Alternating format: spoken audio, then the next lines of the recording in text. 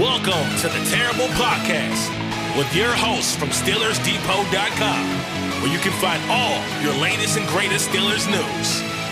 It's Dave Bryan and Alex Kozora, always lit, talking Steelers. And now, here's Dave and Alex.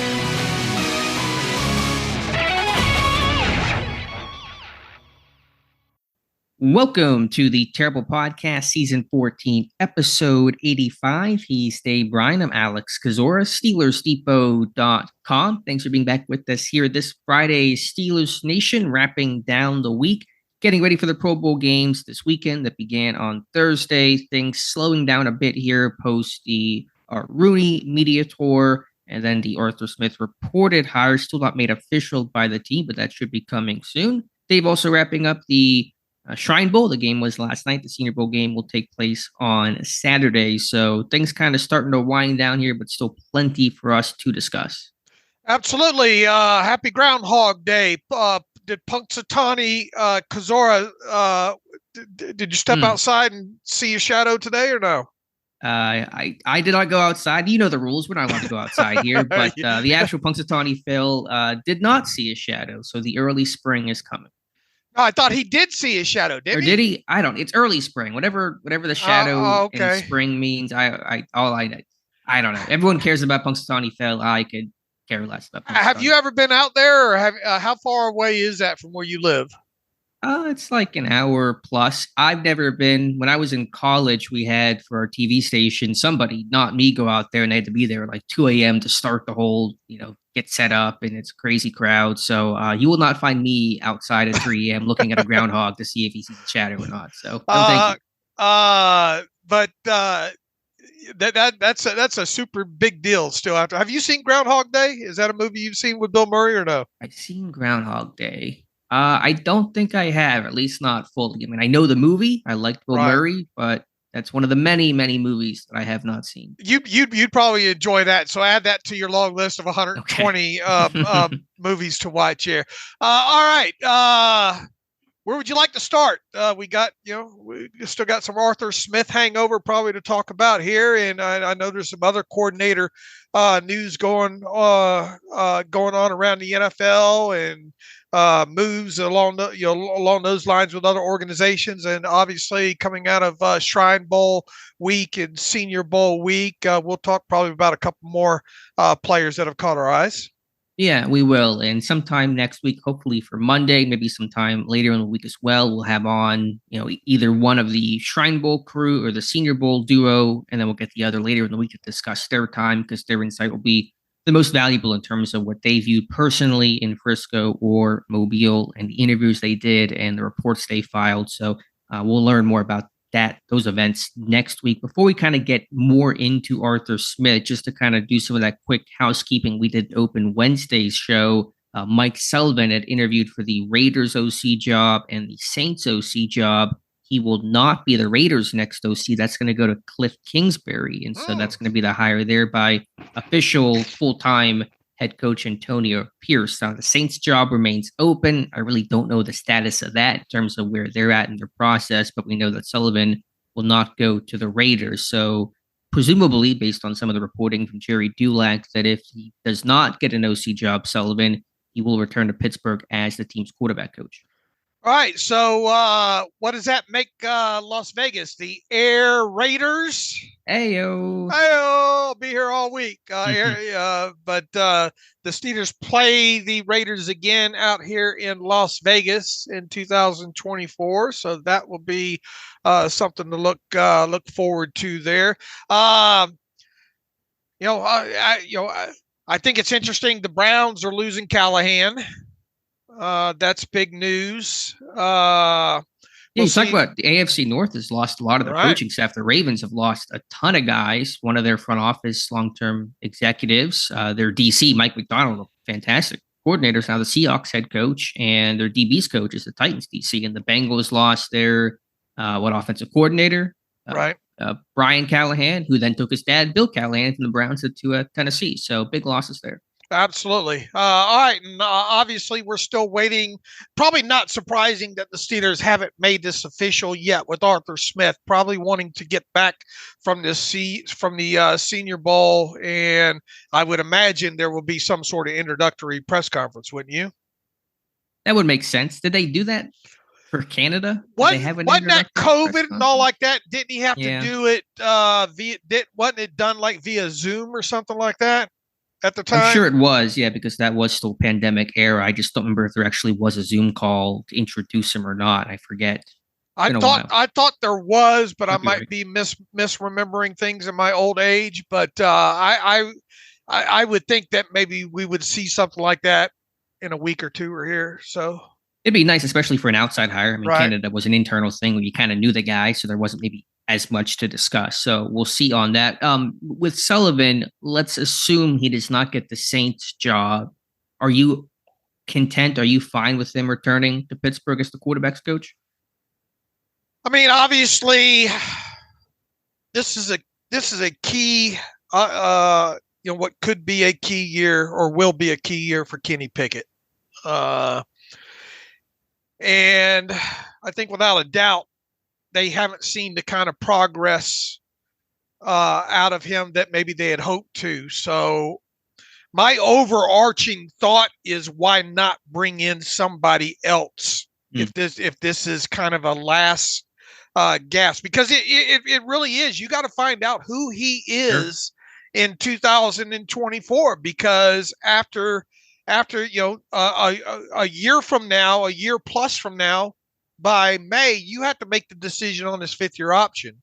So you need to find out who he is, who he isn't, whether or not he can start this year, this coming season, and if he can show enough to warrant getting that fully guaranteed 5th-year option here. So from where I am right now, and with a new OC coming in, my personal thought would be to go in a different direction. Okay, that's fair. I understand that. It can be tough to evaluate those positional coaches. Sure, we don't see it, and we don't know what he's being taught, and how much is Sullivan to blame or not to blame, and all like that. Look, there with and someone wanted to make sure pointed this out yesterday. I think it was either on Twitter or in that post that I did. Barring a couple of games there against obviously the Patriots for sure, and the Colts, which was a chunk of games. But after moving on from Matt Canada last season, as a whole, the quarterback position saw a nice increase in the adjusted net yards per passing attempt stat. Okay.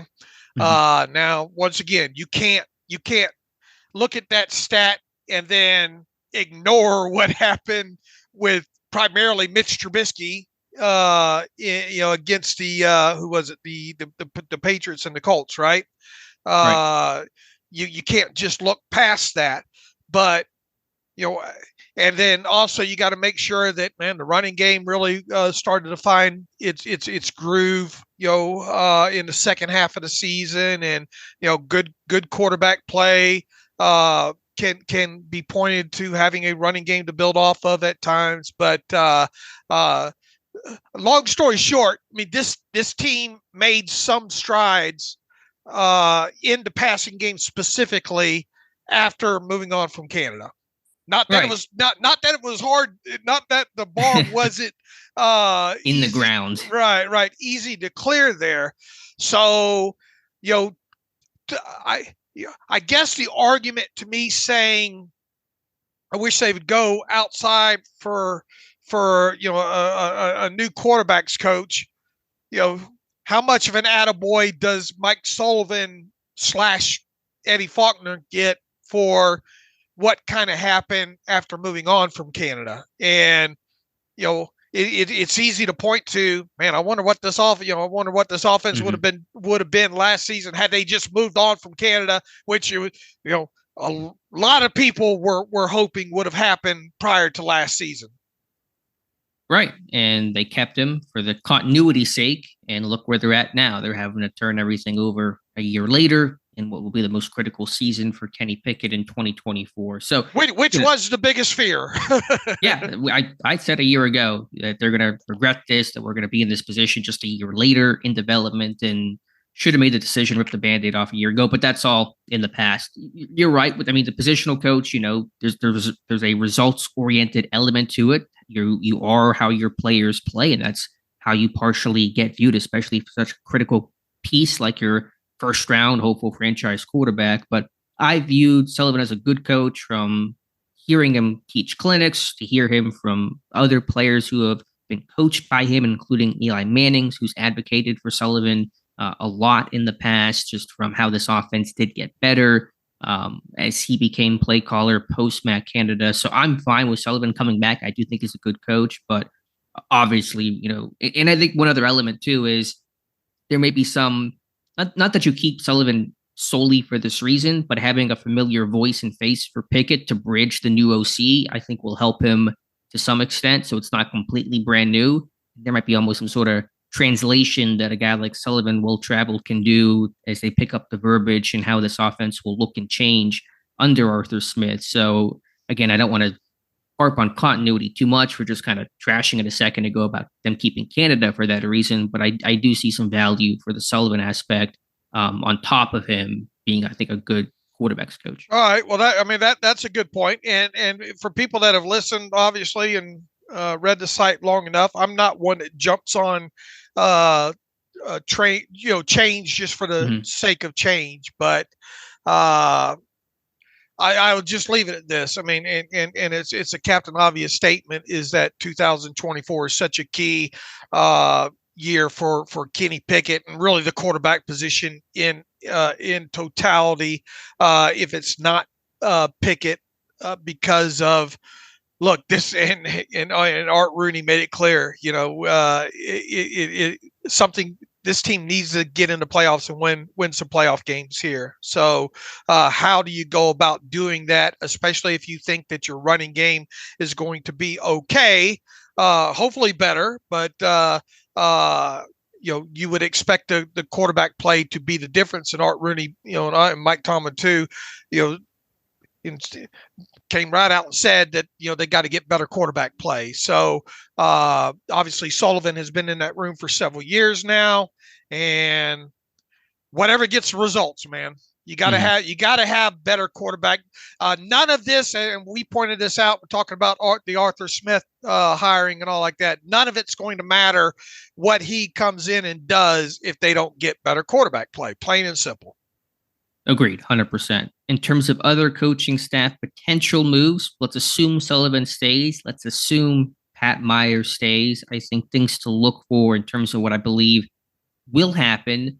I think they will add some other offensive assistant after they lost Glenn Thomas to Nebraska. He was there for 1 year. Maybe people are asking, will they add a pass game coordinator? I'm not going to rule it out, but I don't expect that right now. They don't really ever do the pass game coordinator, and the OC in Pittsburgh is kind of the de facto pass game coordinator because the O-line coach typically kind of spearheads the run game, and they're not in title, but kind of in practice run game coordinators. So that's kind of how I see the division of labor happening in Pittsburgh between Arthur Smith and Pat Meyer. They have to work together, obviously, but I'm not expecting a pass game coordinator. I think a general assistant may be brought in, and then defensively, at the least, an assistant defensive backs coach. After losing Gerald Alexander to the Raiders, Pittsburgh always has, two guys because it's such a large group of guys, safeties and corners, especially in training camp. So they should fill that with who, when, no idea. But I expect that to happen at some point within probably a month or so. I think former Steeler Mike Mitchell has thrown his hat in the ring, has he not? Yeah, he had mentioned that after the Colts didn't renew his contract. So will that happen? It makes sense, but I have no idea, no special insight to whether or not those talks are going on. Yeah, and obviously Mike Tomlin being down there in Mobile, probably talking to a few people, so we'll see how that plays out. So I think we'll be talking about, like you stated there, additions to this coaching staff here moving forward the next couple of weeks. Right. And didn't hasn't that kind of strung further into the off season these last couple of years where we're getting this kind of news, like not right at Senior Bowl time, like on into late February, even March? I think so. I'd have to go back and look, but it does feel like some of these coaching hires get made later than they used to be. And with the NFL especially pushing the timeline back in terms of when head coaches get hired, it kind of pushes just the whole staffing turnaround and shuffle league-wide back a little bit. So we'll see. You assume by the combine that these things will get filled, but that's still a ways away. All right. Should note, all 32 NFL teams now have a head coach after Dan Quinn is becoming the Commanders head coach. Pittsburgh will face 3 new head coaches in 2024, 4 if you count Antonio Pierce, who just shed his interim label after replacing Josh McDaniels midway through last year. So it's going to be Jim Harbaugh out there in Los Angeles, Raheem Morris in Atlanta, and then Dan Quinn in Washington. And Pittsburgh actually was 0-3 against new head coaches this year.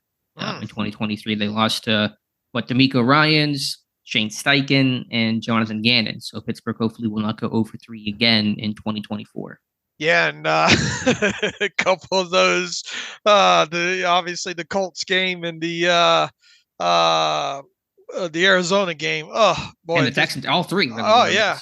Well, look, I mean, you look back after the fact now, and you see what the Texans did, and it's a little more forgivable, I guess. After the fact. But at the time, you definitely thought, man, they should have beat those guys on the road, even on the road there. But, I mean, the Texans had a great season.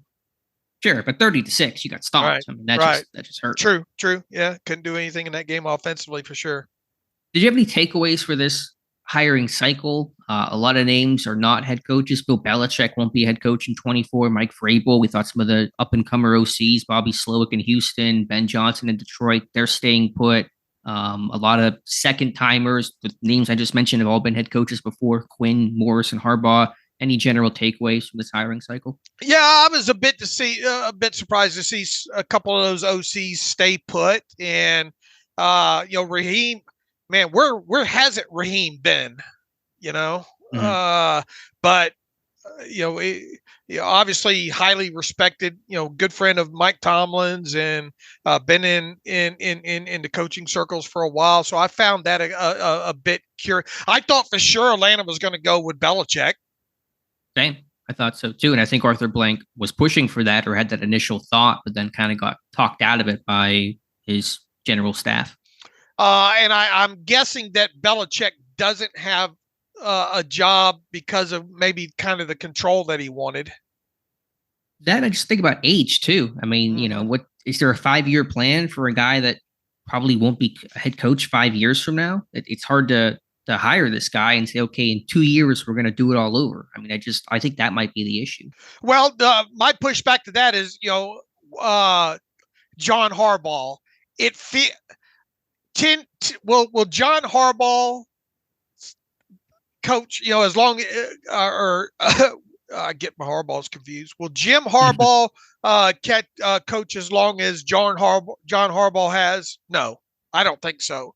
And Jim Harbaugh's last stint in the NFL with the 49ers was 4 years, was it not? That sounds about right. This just feels like one. And look, I mean, at least he's got a quarterback over there, and can go in and see if he. It feels like a 4-year grab for him, another 4-year grab for him. Yeah, I mean, it could be, do. But if he was coaching 5 years from now, if it all worked out well, wouldn't shock you that the guy's 62 or 64. I mean, I would put 5 years at the max.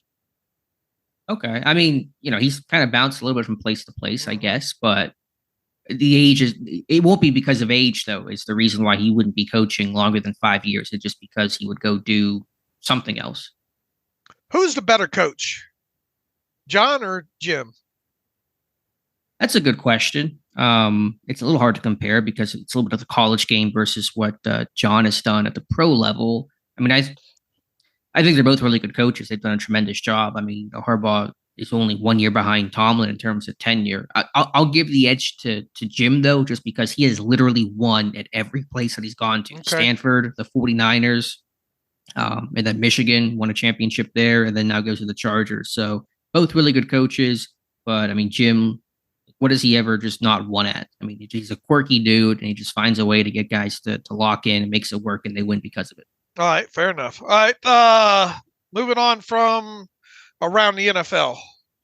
And landing back in Pittsburgh, as the team will do in Mobile today. They usually leave on Friday, typically don't stay for the game. Arthur Smith, Gage, we had a great article talking about kind of the deep dive into the stats, adjusted net yards per passing attempt, and tying this pass game success to run game success. So just kind of lay out the post you wrote. The article is entitled "Why Instant Run Game Improvement is Required" from new Steelers offensive coordinator Arthur Smith. So just kind of take us through that post. Yeah, and everybody knows how big a fan I am of the adjusted net yards per passing attempt stat. I try to tie it to as much stuff as I can, but it's hard to ignore, especially when you look back at past Super Bowl winning teams and all like that. But when you look at this, and hopefully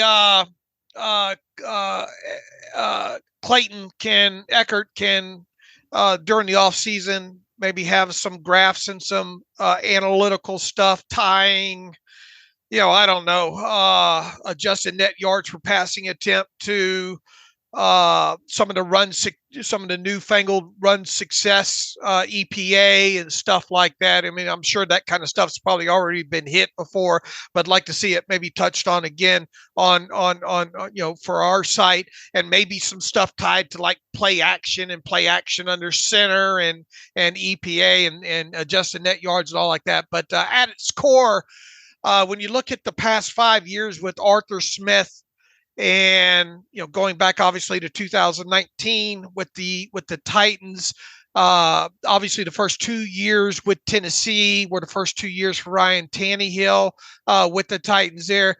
They came out of both of those seasons with very respectable adjusted net yard per passing attempt stats, very, very close together. In fact, the quarterback ratings as well, too. 7.54 in 2019 was the team quarterback adjusted net yards per passing attempt stat, and in 2020, 7.84. So it even went up just a tad there. And man, you get over 7.0, and specifically you get over 7.5. Those are strong stats in that category in today's NFL. Both times in both those seasons, those respective numbers ranked 5th overall in the league.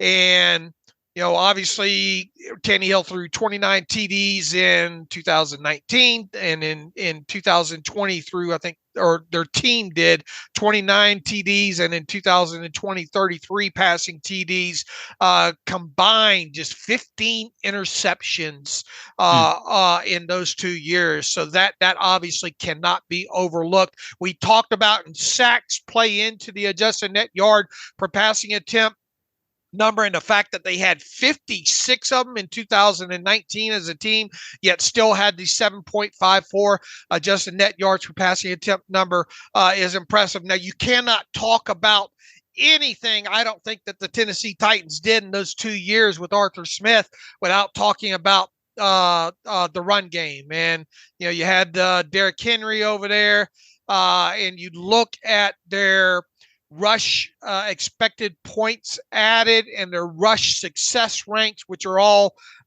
really in vogue stats these last couple of years.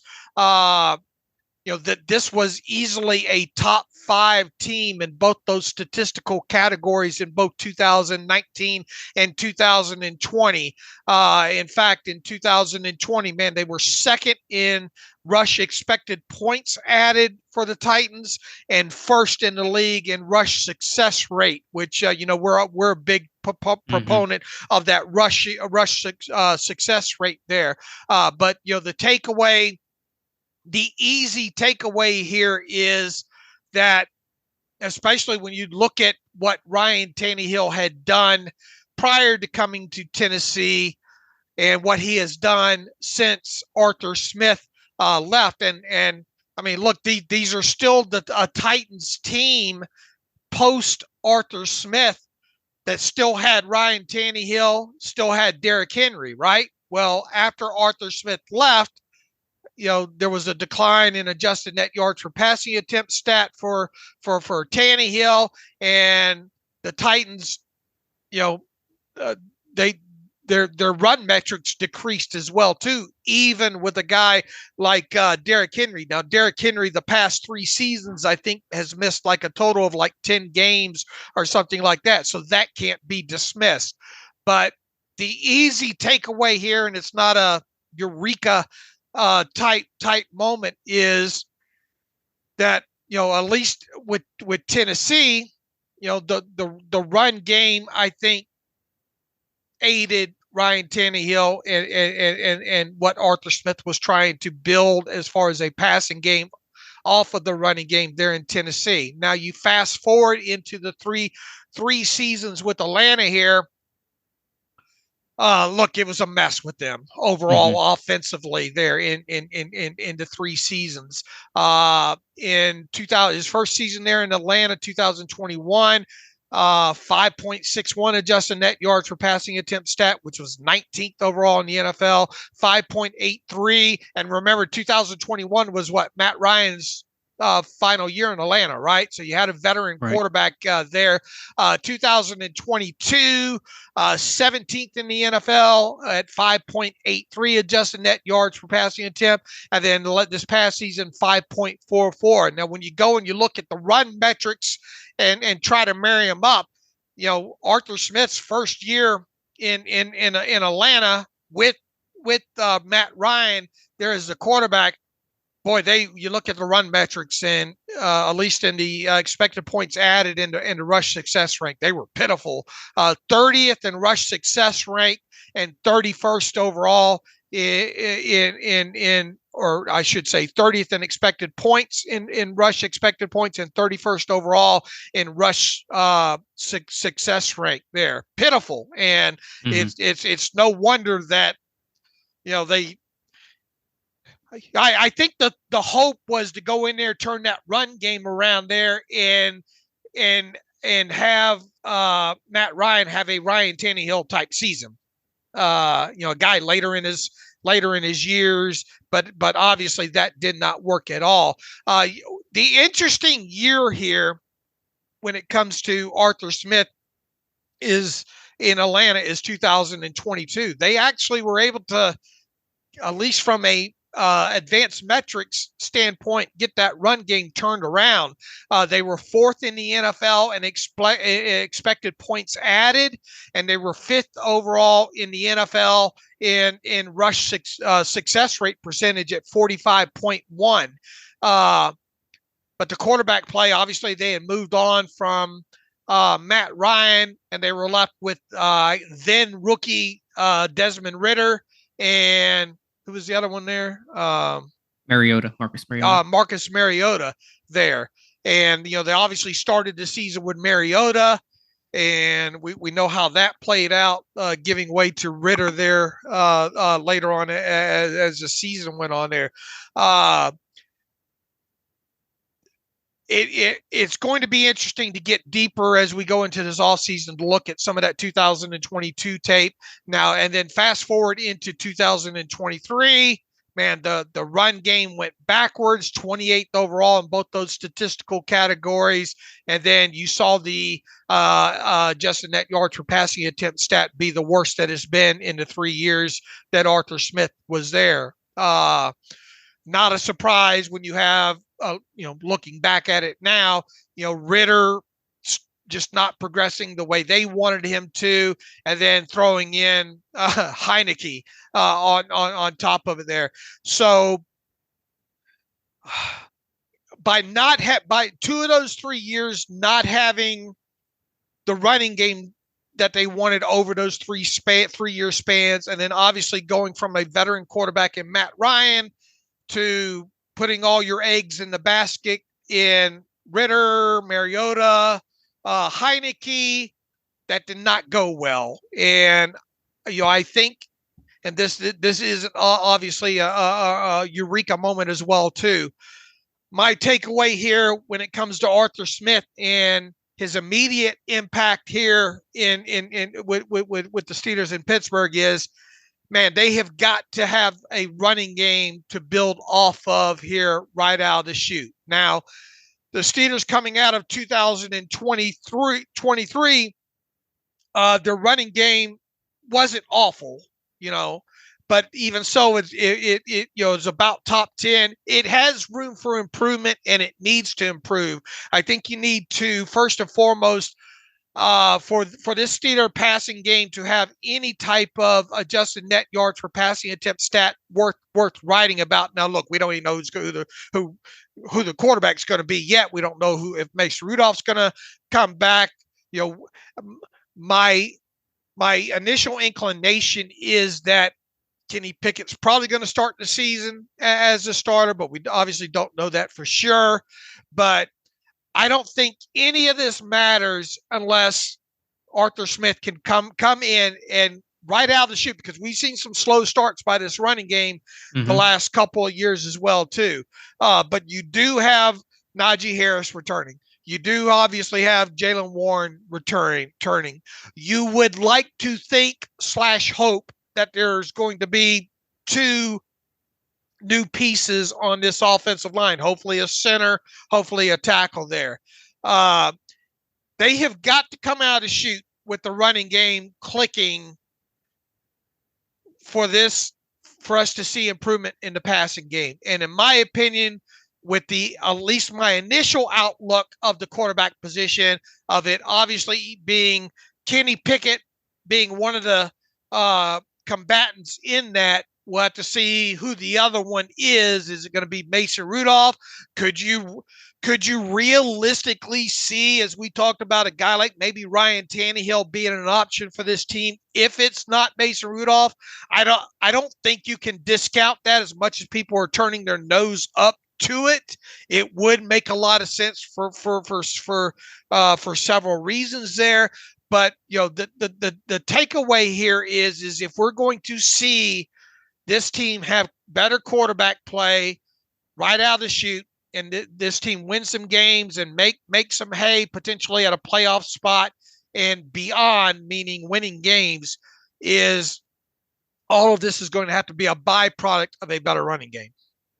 No, I agree. And that just makes sense. When you have a stronger running game, you have more balance, you have more dimensions, you stay on schedule, you don't get put in third and long as often. Your pass game should work off of that. And we talked about in Wednesday's show how well and how important it is for Smith to marry his run and pass game, especially off of play action, to make that more effective. The question becomes, why did the Falcons not have near the success with the run game in his 3 years that they had in Tennessee?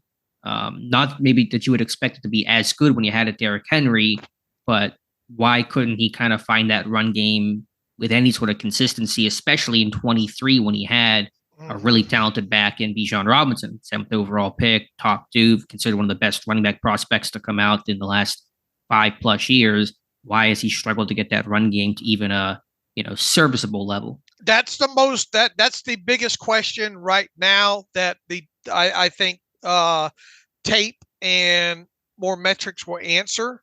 But he did turn it around in 2022, only to see it go back to the other end. Right. There. Does poor quarterback play? Yeah, but you're saying the run game kind of leads the quarterback play, not the quarterback play. Well, I mean, it does have you question: is it a chicken or an egg type thing? Yeah. Here. In Pittsburgh, we know the run game's got to come first, though. Right. But it is confusing to a guy that came out. Look, he didn't have Derrick Henry.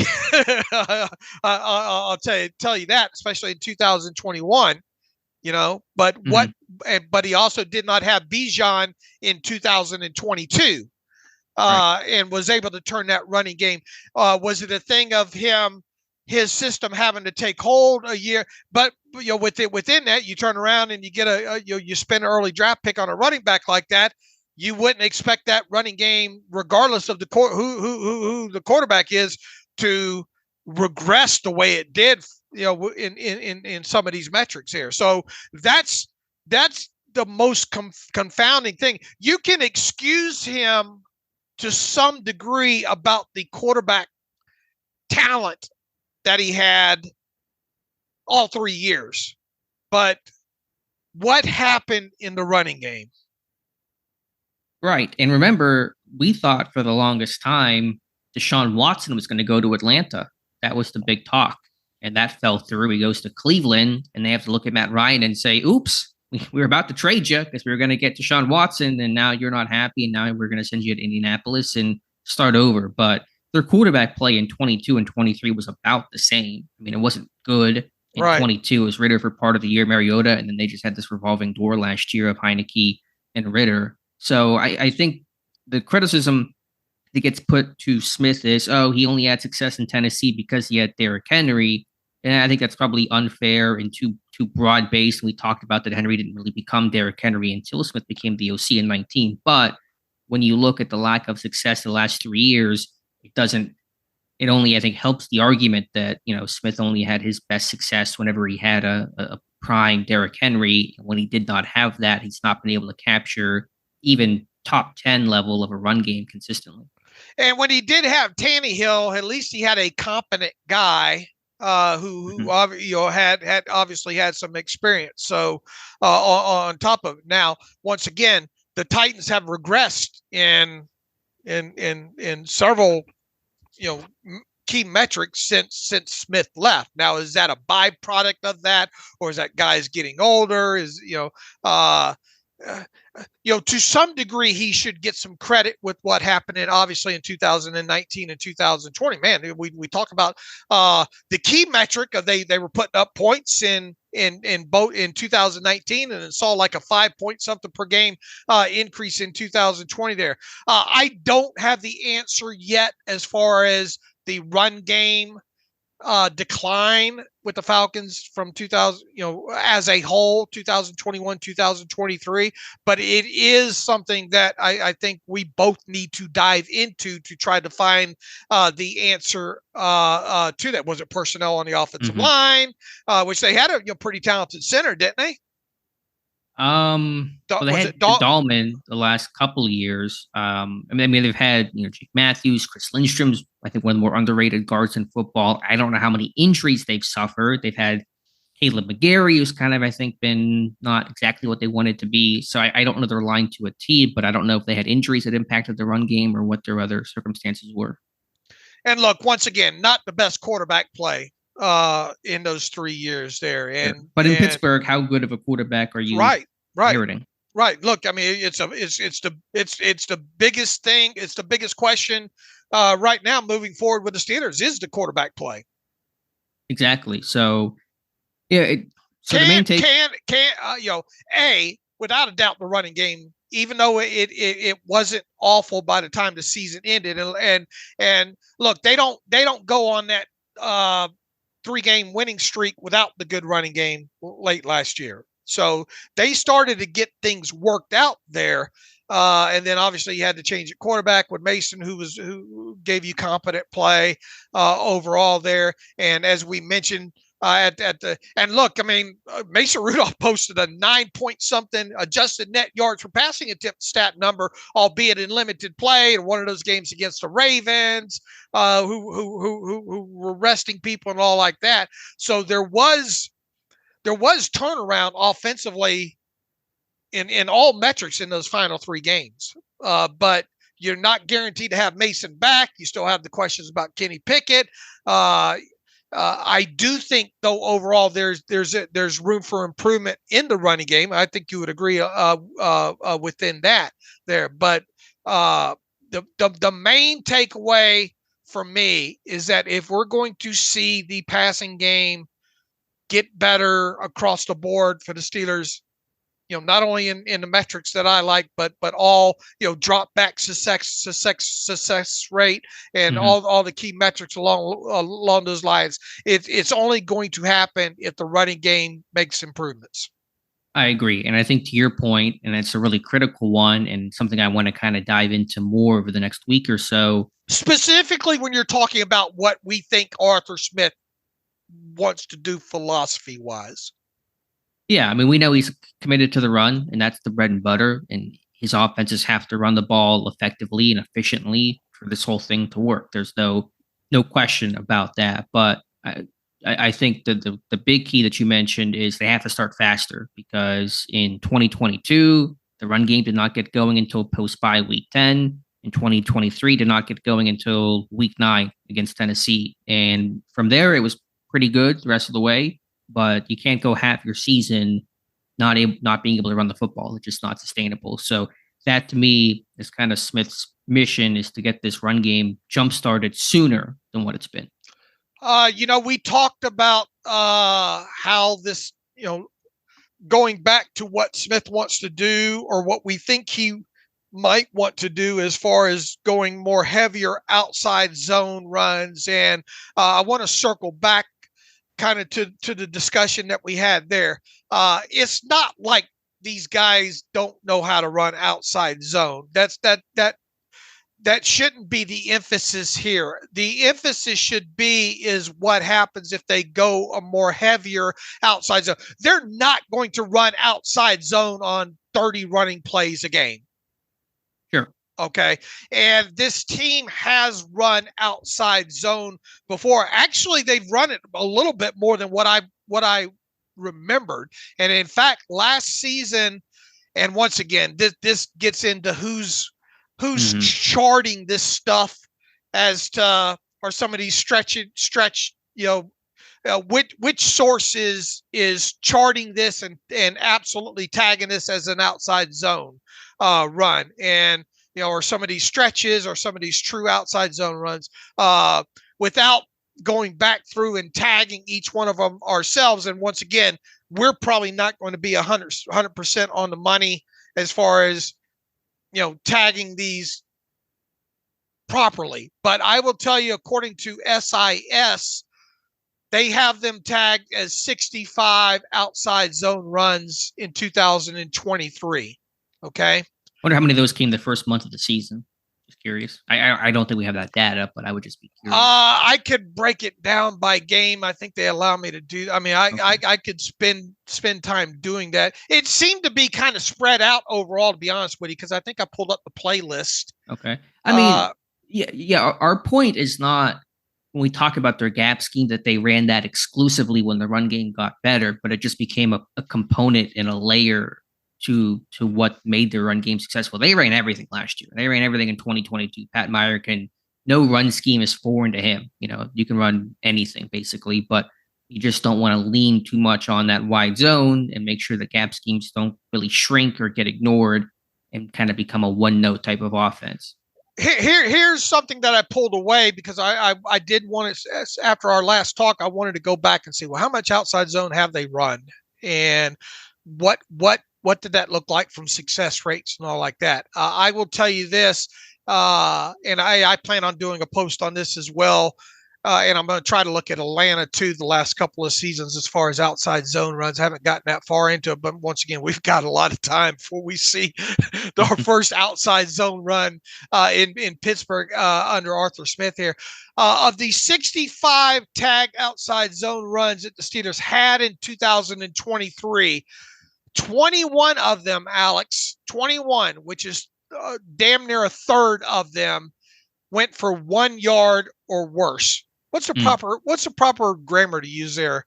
1 yard or less, 1 yard or worse, 1 yard or fewer.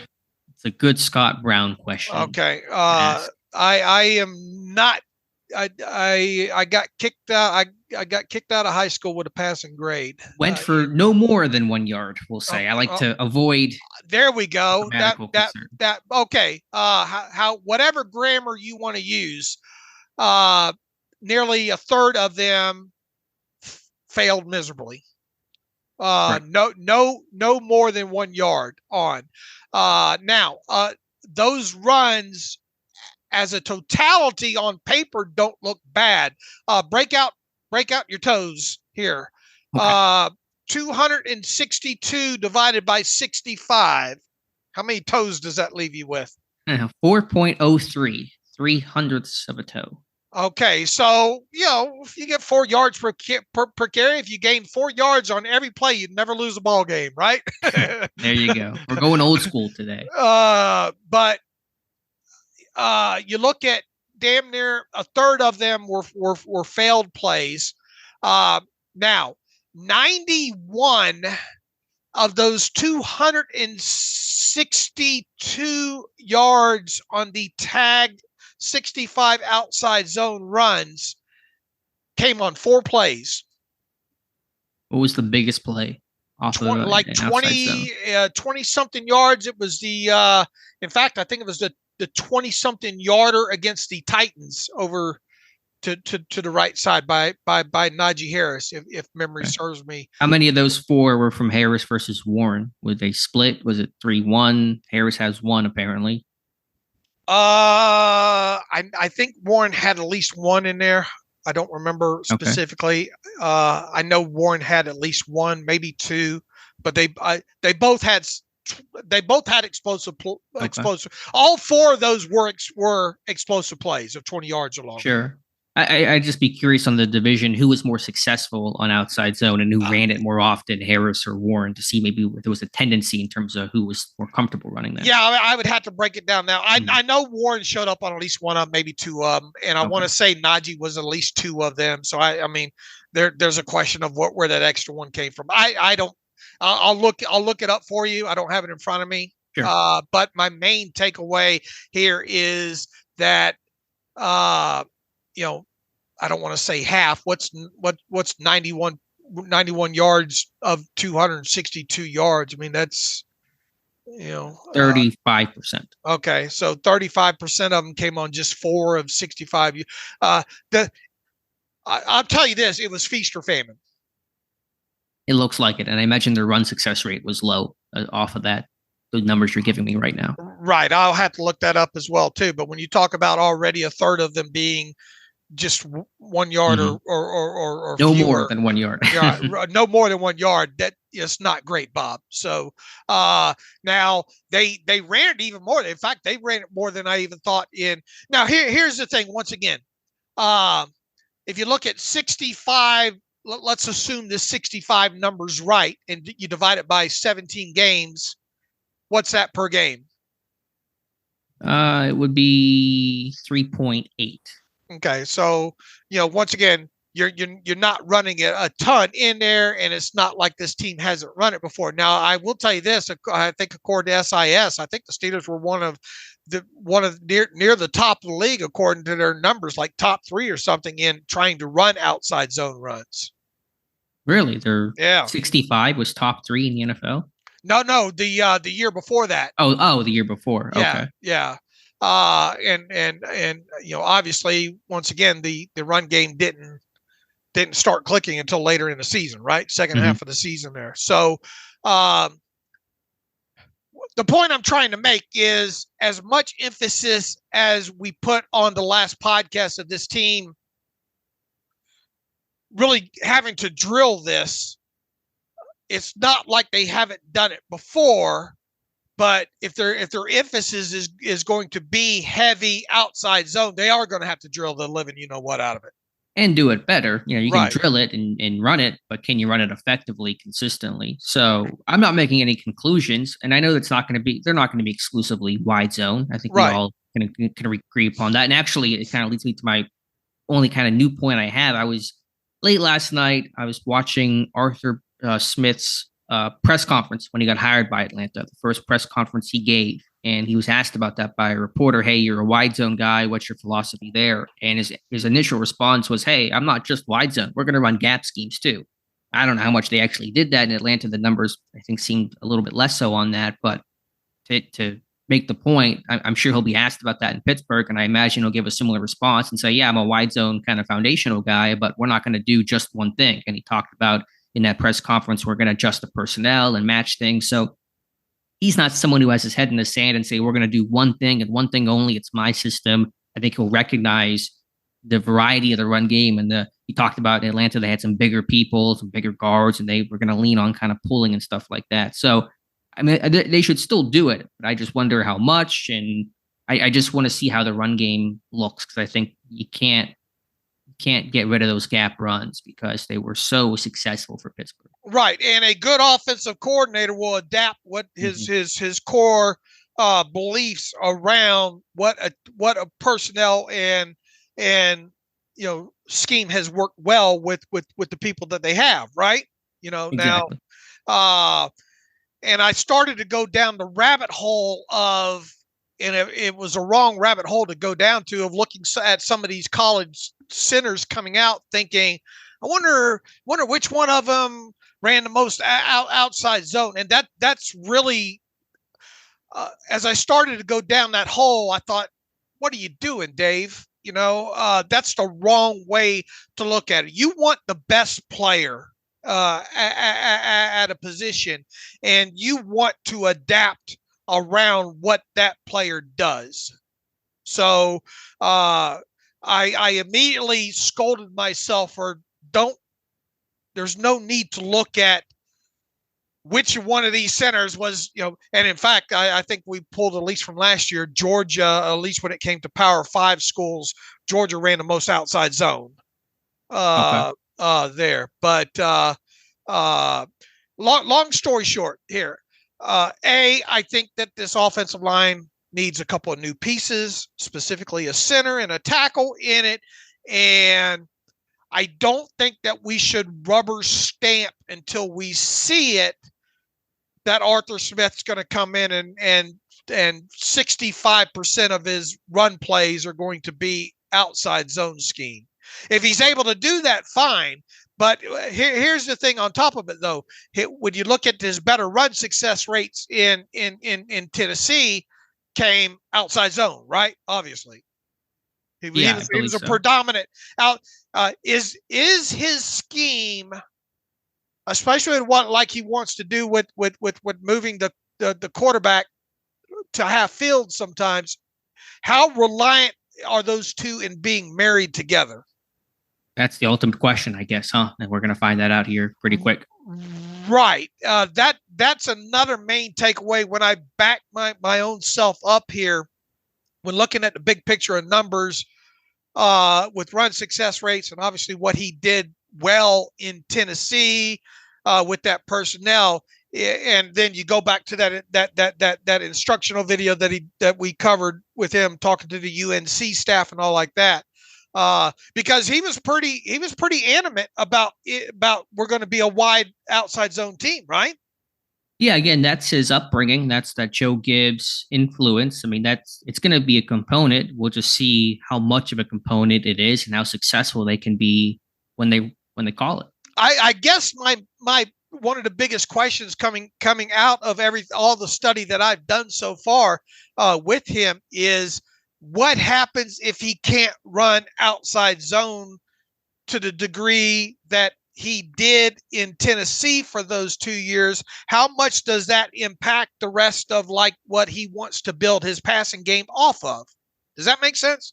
Yeah, it does. I mean, it's probably going to be a significant impact in terms of their play pass game and their keepers. I mean, that's how this thing gets built up. Your wide zone paired with your play action, your keepers, and you kind of work from there. If that doesn't work, if you build a house and your foundation isn't strong, it doesn't really matter what you build above it. It's not going to hold.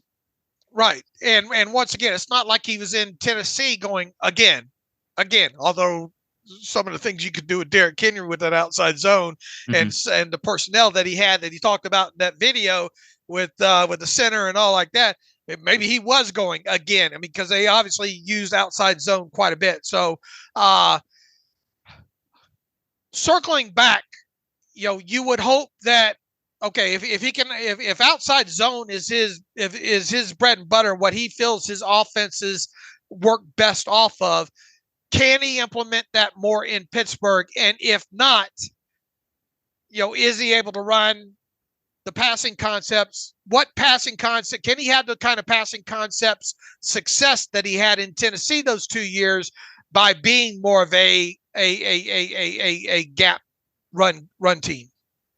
Yeah, it's a good question. I mean, their play action is not really built off their gap scheme. It doesn't feel like it's off their wide zone in their duo.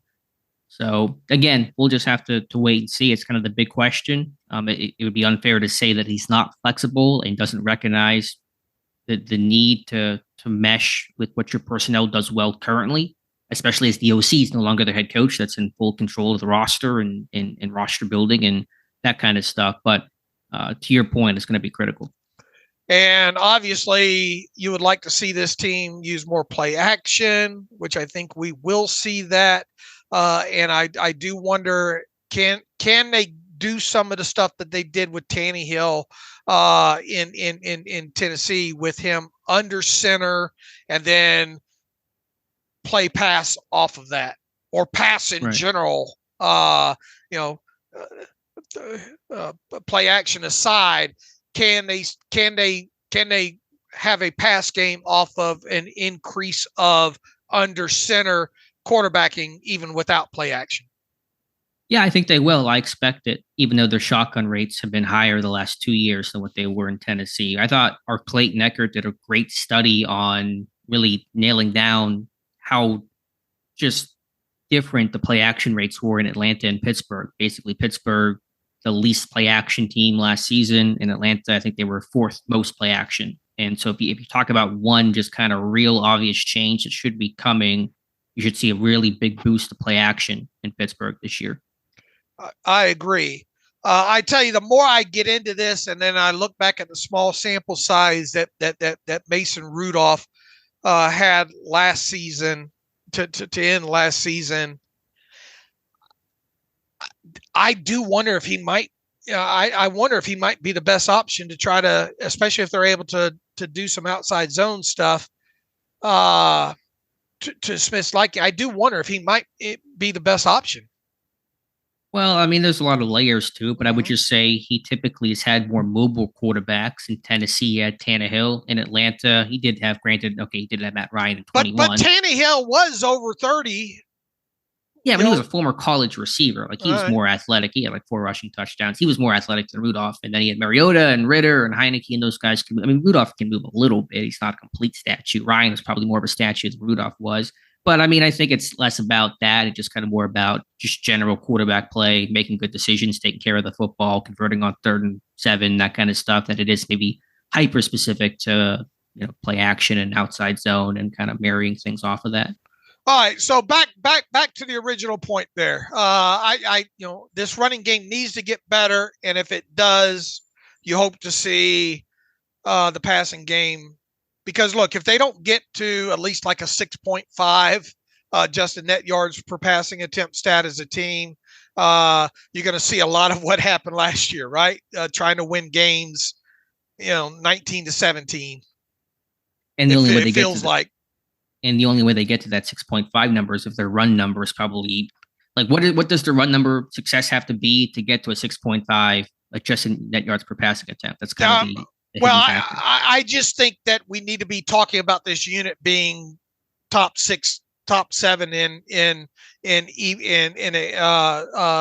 EPA success and run success. Okay. Yeah, that's going to be the key. When you talk about the center position, which may be one of the 2 areas Pittsburgh really looks to upgrade, you talked about college centers, maybe that looking at outside zone rates wasn't the best way to go about it. The center class seems pretty strong overall from the Senior Bowl. And we'll have those guys on next week.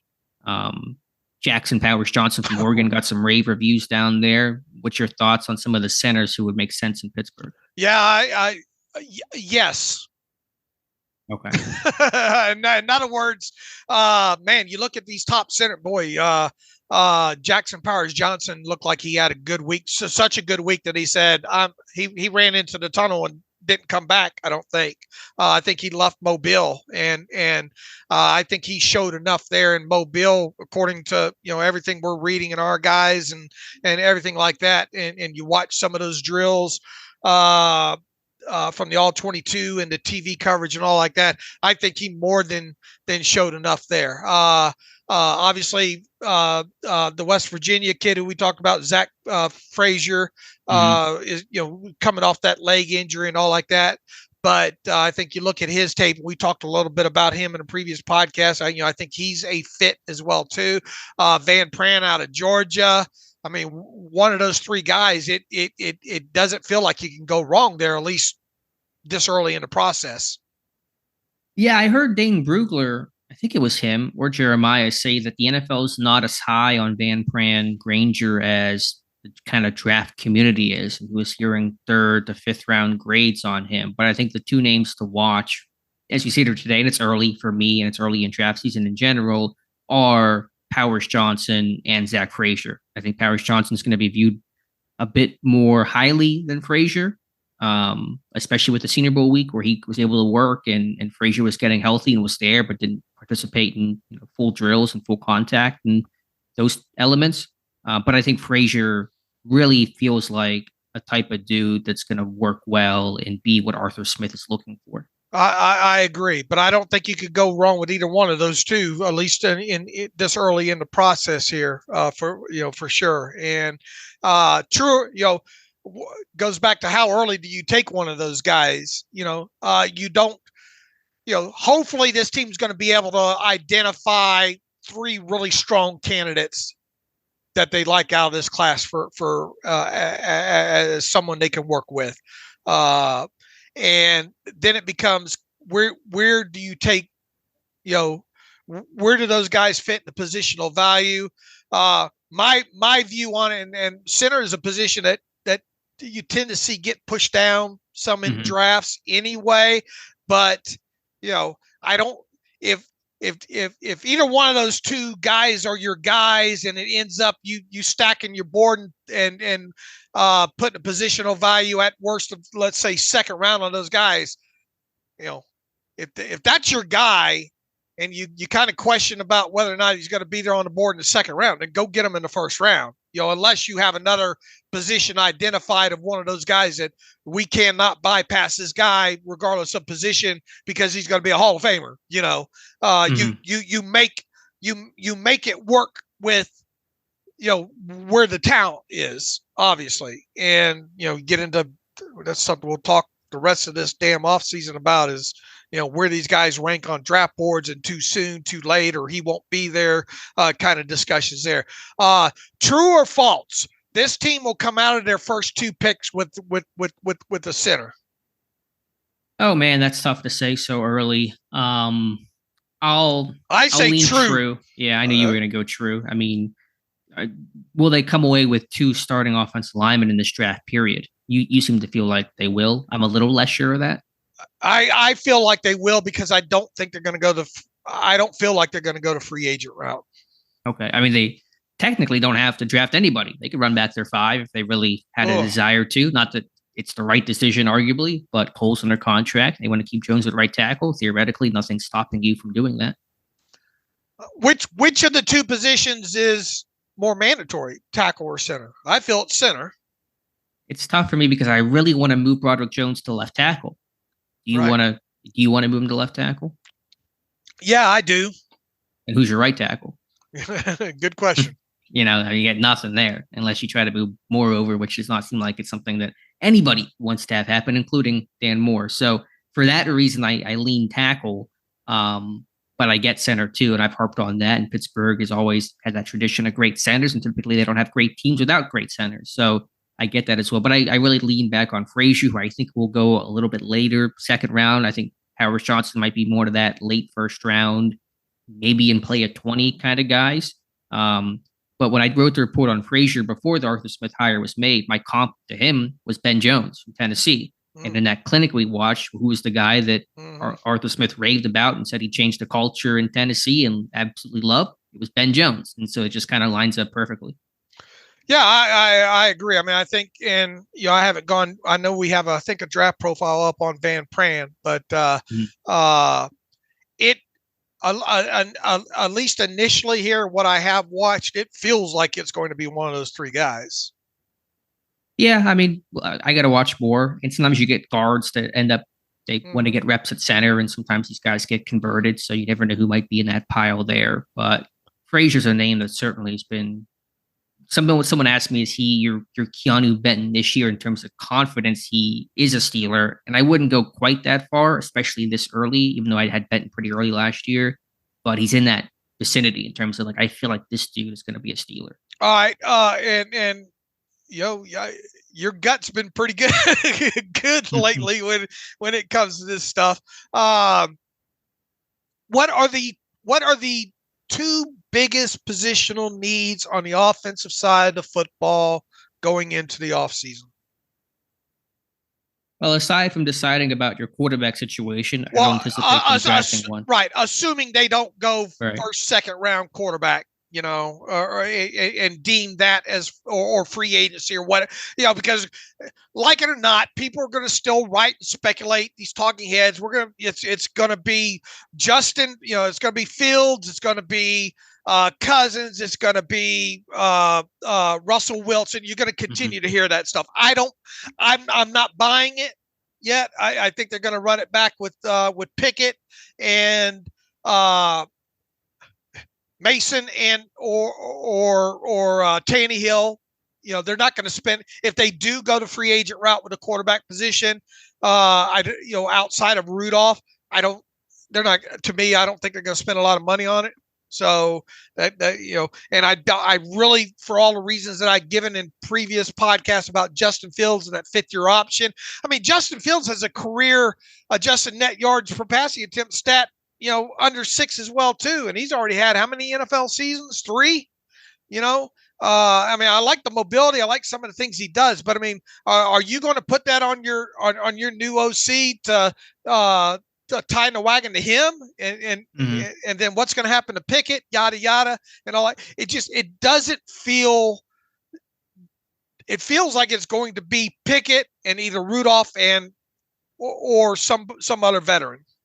Yeah, some veteran equivalent, not this is our clear starter once we acquire him, right, which would eliminate a Cousins, a Wilson, a Fields, or a high draft pick, a first, second round type of guy. So I'm with you there. So putting quarterback aside, to answer your question, I mean, I think receiver's still a need. It's less so, especially at slot receiver, now that we've learned about Arthur Smith and he's 11 personnel usage is as pitiful, or as I shouldn't say pitiful, but as least frequent as any NFL team. So I would just go back to center and right tackle then. I Assuming agree that Jones wants to go back to left tackle, that they're going to put Jones at left tackle. I wasn't trying to lead you to that water to drink, but I mean, I think that was that's the obvious, even before Arthur Smith, was announced. It feels like the two main holes on the offensive side of football are center and tackle.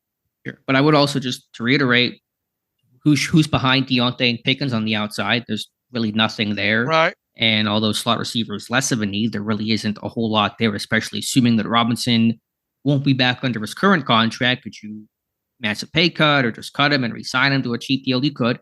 I think Calvin Austin is honestly one of the biggest losers of the Arthur Smith hire, because the slot role does not really exist that much in the system, and they don't run jet sweeps. So what is Calvin Austin's role to this team? Yeah, I agree. Now, could this shift to heavier personnel either via free agency or the draft at some point, get a guy that can, you would hope, you already hope that you get a super versatile guy anyway. Yeah, I'll tell you this, it won't be a receiver under 5'10". Probably not. Although, I mean, he has had some smaller receivers that's worked. Khalif Raymond in Tennessee, he praised in that clinic. I think Atlanta had, who was that guy? I never know how to pronounce his last name. Zaculus. I'm probably saying that completely. Olamide. Whoa. Yeah. He was a smaller guy. But yeah, I mean, he likes a big number one target, A.J. Brown in Tennessee, Drake London in Atlanta. And, George Pickens, I think, can be that guy in this offense. You're going to need somebody, I think, via free agency or the draft that can give you more as a backup to either the X or the role that Pickens is going to play. Sure. I mean, that's certainly possible. And again, Deontay, and that guy's not Allen Robinson, No, and it's not Miles Boykin. If Miles Boykin makes his team, once again, it's because of special teams. And Austin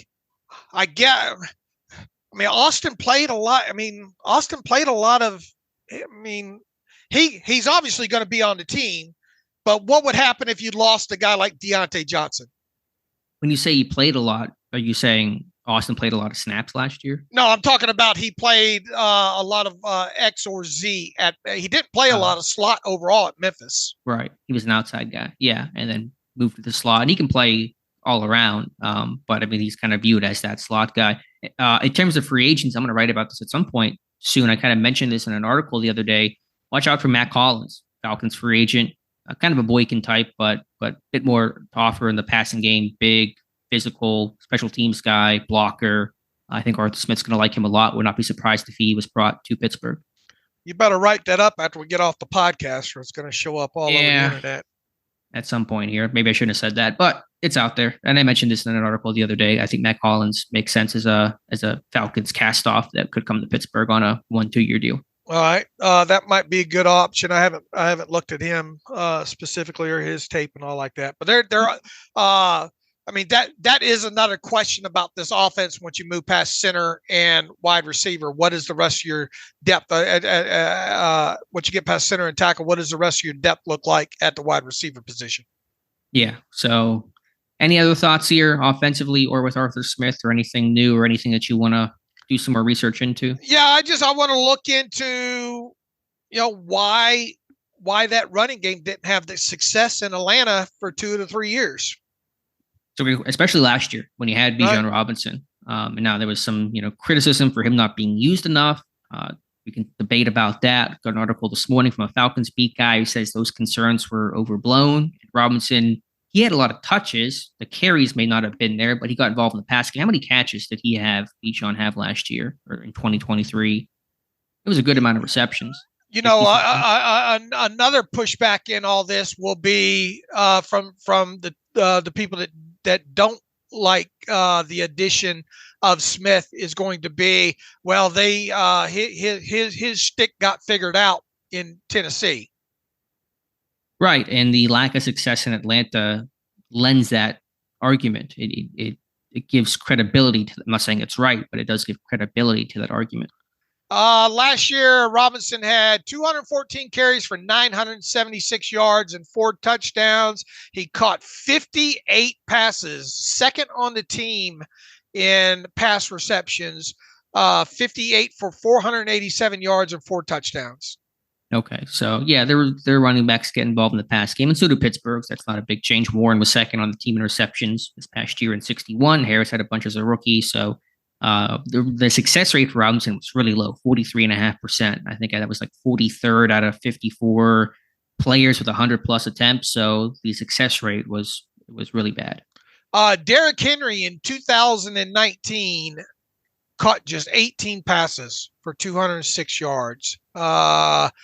Who was the running back that they used? Dion Lewis was there. McNichols was there. Lewis caught 25 that year. And just off the cuff, hopefully you haven't looked at this. Off the cuff, how many catches did Derrick Henry have in 2020? Not many, because he wasn't using a lot of obvious pass down situations. I will say 17. 19. Good. Yes, sir. McNichols that year had 12. Don't see. I mean, Deontay Foreman had 1. Or what's his first name? It's Deonta Foreman. Dante. Dante. I know who you're talking about. All right. But anyway, I would expect Najee to have more than 20 receptions. Yeah, he should. And we all see what Jaylen Warren can do. All right. Well, one other quick note here offensively at running back. They're a committee approach team, right, Dave? I mean, this is a 1A, 1B situation in Pittsburgh, correct? Oh yeah, I would like to, especially the way Art Rooney framed that several times, a 2-headed monster. My point is, what if one of those guys gets hurt? Now you're just down to 1. Do you want to find a third running back because you don't want to lose that 2-headed approach if one of those guys, because both of them have been remarkably healthy, like a crazy good luck and good whatever it is, conditioning, taking care of themselves. But how much longer can that quote unquote luck run out? I'm not spending a draft pick on it. I mean, go via free agency, maybe bring one in.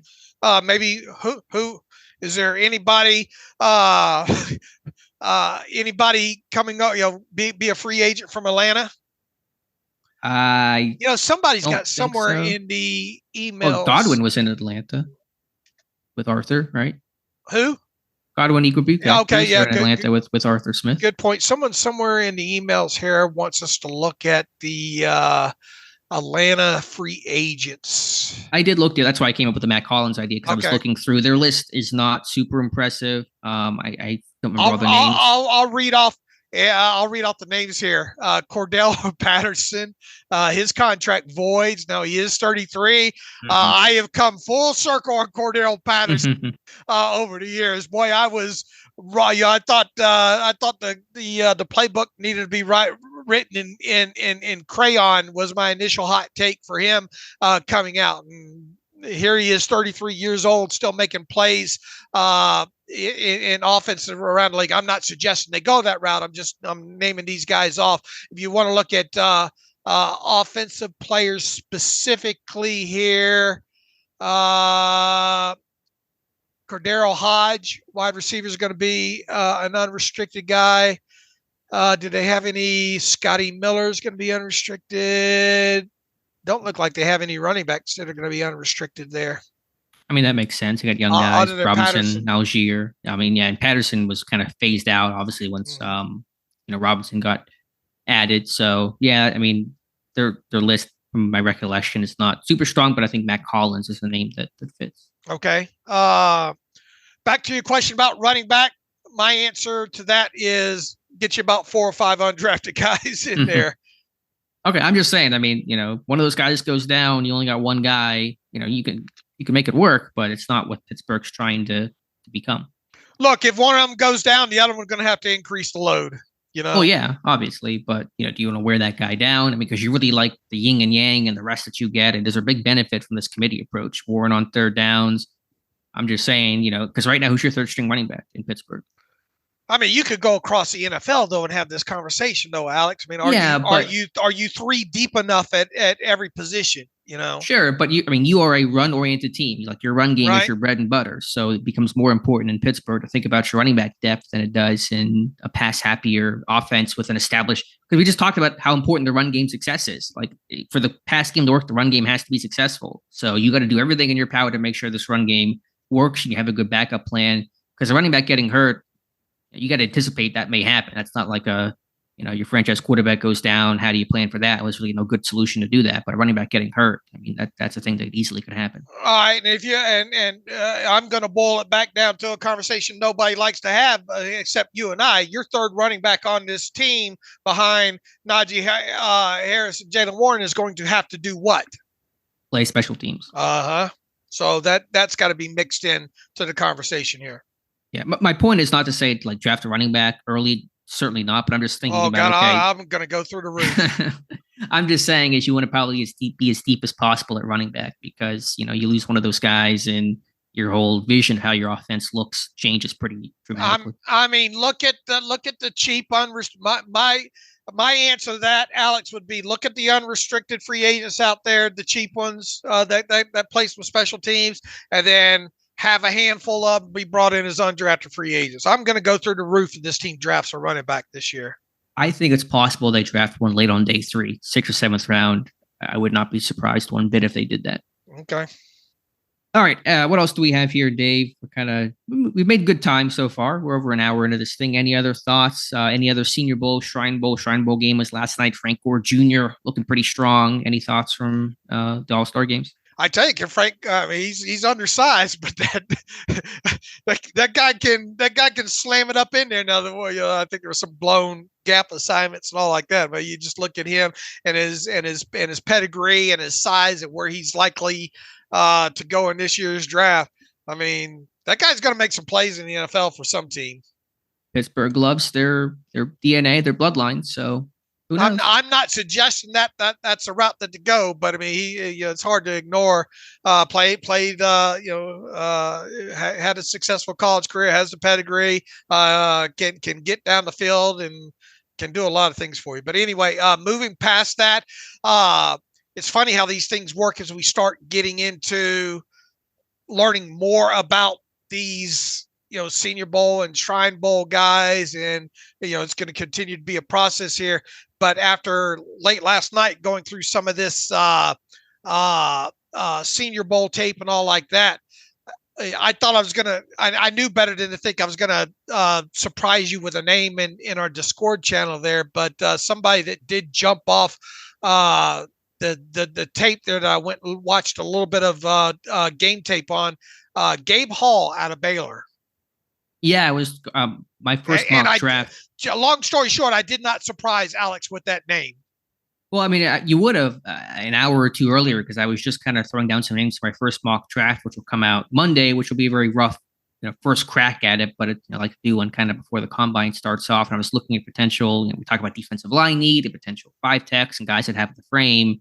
And Hall had the frame and some moderate production at Baylor that made it interesting. And then he had a good game, and it's getting the buzz. And you talk about him, so I'm going to watch him by Monday. You've watched more of him than I have. Not much more, but I watched the Senior Bowl cut ups and a little bit of his Baylor tape there.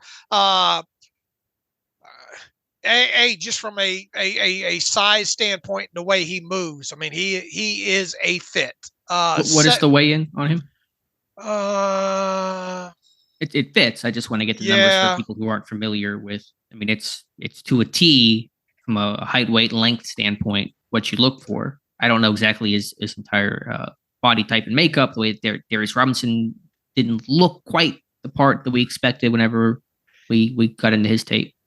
And boy, you look at Robinson, just the way he showed up at the Senior Bowl and the way he moves and all like that. Man, he's a lot thinner than what I was expecting, a lot lighter overall. To me, the more I watch of him, the less I think he's going to be a fit for the Steelers. And man, I think some people got him going second or third round, or I've even heard first round, but I don't know how much of that is just kind of Senior Bowl. I think he's strong. I think he's like a really powerful dude, but yeah, the body type may not be as attractive as we once thought. All right, Gabe Hall measured in at the Senior Bowl, 6'05" 3/4. I'm already going to need a cold shower. 290 pounds, 34 3/8 inch arms, and 9 3/8 inch hands, 84-inch wingspan with him. And to me, the cut-ups of the Senior Bowl and the one-on-ones, he looked quicker in those drills than the small amount of game tape that I saw. However, when you turn on his tape, heavy arm and hand usage in there, and the ability to fight through and push the pocket and all like that. I like the way he anchors in the limited tape that I saw against the run. I like the way he chases and runs after the football. His get off, the big question, the thing that I want to see. And all this is TV tape, by the way. I haven't gotten into 22 views of him yet, other than the Senior Bowl practice stuff there. His get off is a little bit questionable. I want to take a deeper dive into that, or have you take a deeper dive into that. His get off, I kind of question overall, and just how overall what he looks like from an all 22 view here. Yeah, so I'll work on that this weekend. Want to learn some more, but could be some box checking that makes you want to watch the tape and see how it matches and how it might fit. Just off, and I didn't even touch this guy until yesterday. Okay, so that's how deep I am into him. What do you like to put out on Twitter? Gabe Hall, you are a Steeler. What you said about Frazier here the last couple of days here out of West Virginia here, they're going to like him. They are going to like him. They're probably going to show up at somebody going to probably show up at his Baylor Pro Day. Yeah, see if Carl Dunbar maybe goes down there, takes a trip. Usually when he's at a pro day, they're going to take a guy from there. He doesn't make a ton of trips. He was at the A&M Pro Day for Leal, so we'll see. Do you think you're going to have him? Is he done yet? Do you have his profile done yet? No, I've not even started. But no, I'm joking there. Oh, okay. Yeah. Is it done yet? Is it done yet? Like a 6-year-old kid. Child, yeah. Are we there yet? I'm very interested in diving deeper into him. Yeah. Now, again, projections are very early in this process. I use Mock Draft Database, which kind of aggregates mock drafts to get some sort of feel for where he's being ranked, and they kind of viewed him as a later day 3 pick, but I think he could go a bit higher for the body type, the scarcity of it. So, and if he has a good pre-draft process like it seems like he's having right now, so maybe a middle round type of guy is my feel for him early in this process. All right. So he's somebody that really is the next hot name on my list to learn more about. And I'll have a report on him in my mock draft on Monday for us to talk about for Monday's show. And we'll get a full recap from Jonathan Heitritter and Ross McCorkle when we have them on a round table maybe next week. For sure. All right, Dave, anything else to talk about? You want to get to some reader emails? Or actually, before we do that, we got to hear from our friends at MyBookie, but any other Steelers-related topics, anything else you wanted to get into first? No, I think we covered a lot. It's amazing we were able to stretch out what we were able to stretch out today there, but I think we hit most of it. So I guess we should get to some, if I can find it here, the MyBookie stuff. Right. So we'll, I guess, talk about the Pro Bowl game. That's the one football thing this weekend. Miles Killebrew bringing home a win for the AFC, and that those watching those Steelers punt return challenges in training camp paying off for Miles Killebrew. It was the same competition in the Pro Bowl games last night. He won it for the AFC, catching 6 footballs. So kudos to Miles Killebrew. Absolutely. All right. New year, new ways to win. Gear up, sports fans. The NFL playoffs are here. And with the Super Bowl now just right around the corner, there's never been a better time to get in on the action with MyBookie. Don't just watch. Score big with exclusive boosted odds and huge prize contests that'll have you feeling the Super Bowl fever before it even hits. Whether you're a seasoned pro or ready to roll for the first time, MyBookie is your ticket to turning your sports knowledge into cold, hard cash.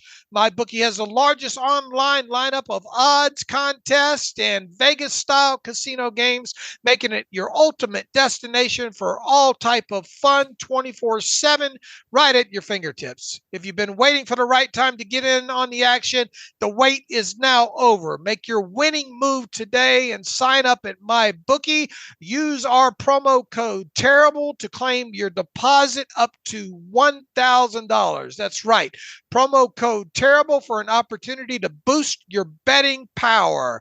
Experience the thrill of sports betting right from the comfort of your own home, because with MyBookie, you can bet anything, anytime, anywhere. And to get there, obviously, you go to mybookie.ag. So even though the Super Bowl's not rolling this weekend, there's plenty of other things to bet on, and we hope you choose MyBookie as your source to do so.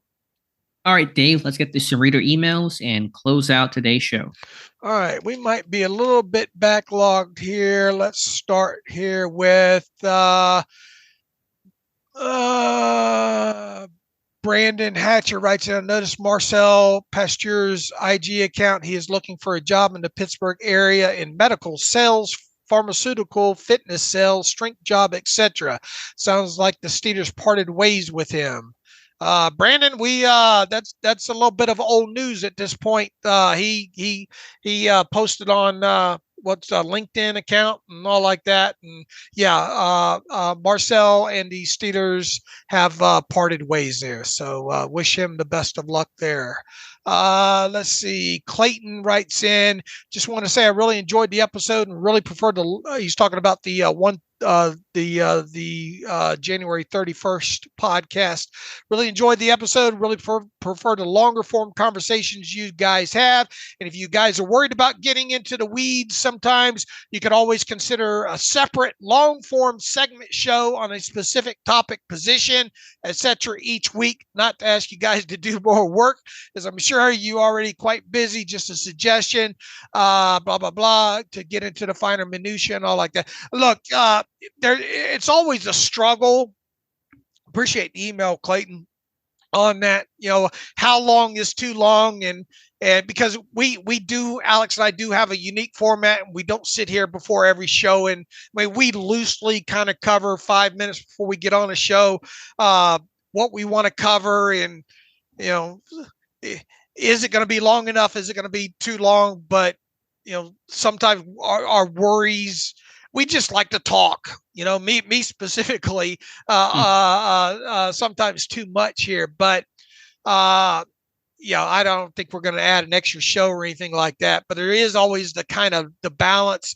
We hear from a lot of people says no show's too long. And then sometimes in the YouTube comments saying, man, you guys got to get these things down to 40, 45 minutes. My thought is at this point is it's as long as it needs to be every show. So, we hope you enjoy it. We understand not everybody enjoys the 2-hour shows. A lot of people like them longer than 35 minutes. So it's always a challenge of finding the right balance there, but we appreciate the email. Bryce writes in, new OC landing in Pittsburgh, some questions. If Smith wants to run his patented zone runs, then like you said, Dave, they better adjust, move 77 back to the left side, bring in a solid right tackle, probably through free agency, he says, and draft a better center. If you do that, then run zone till the cows come home. Until then, they better adjust and keep the running gap power schemes. Who are the best free agent right tackles? We'll get into that more as we get into the off season here. I think the most interesting thing here is, is he going to come in and say it's going to be wide outside zone predominantly regardless? We hope, and it's not going to be that way. We just wonder how much can he adapt his gap, these gap man runs, if that deems the best the personnel can do. Yeah, I mean, there's not much really more to probably say until we actually hear from Arthur Smith and start seeing this thing in action. Again, there's going to be a blend. It's going to be a heavier use of wide zone. How effective will they be? What will be that exact split in terms of wide zone? How much gap will they run? Those are important and outstanding questions.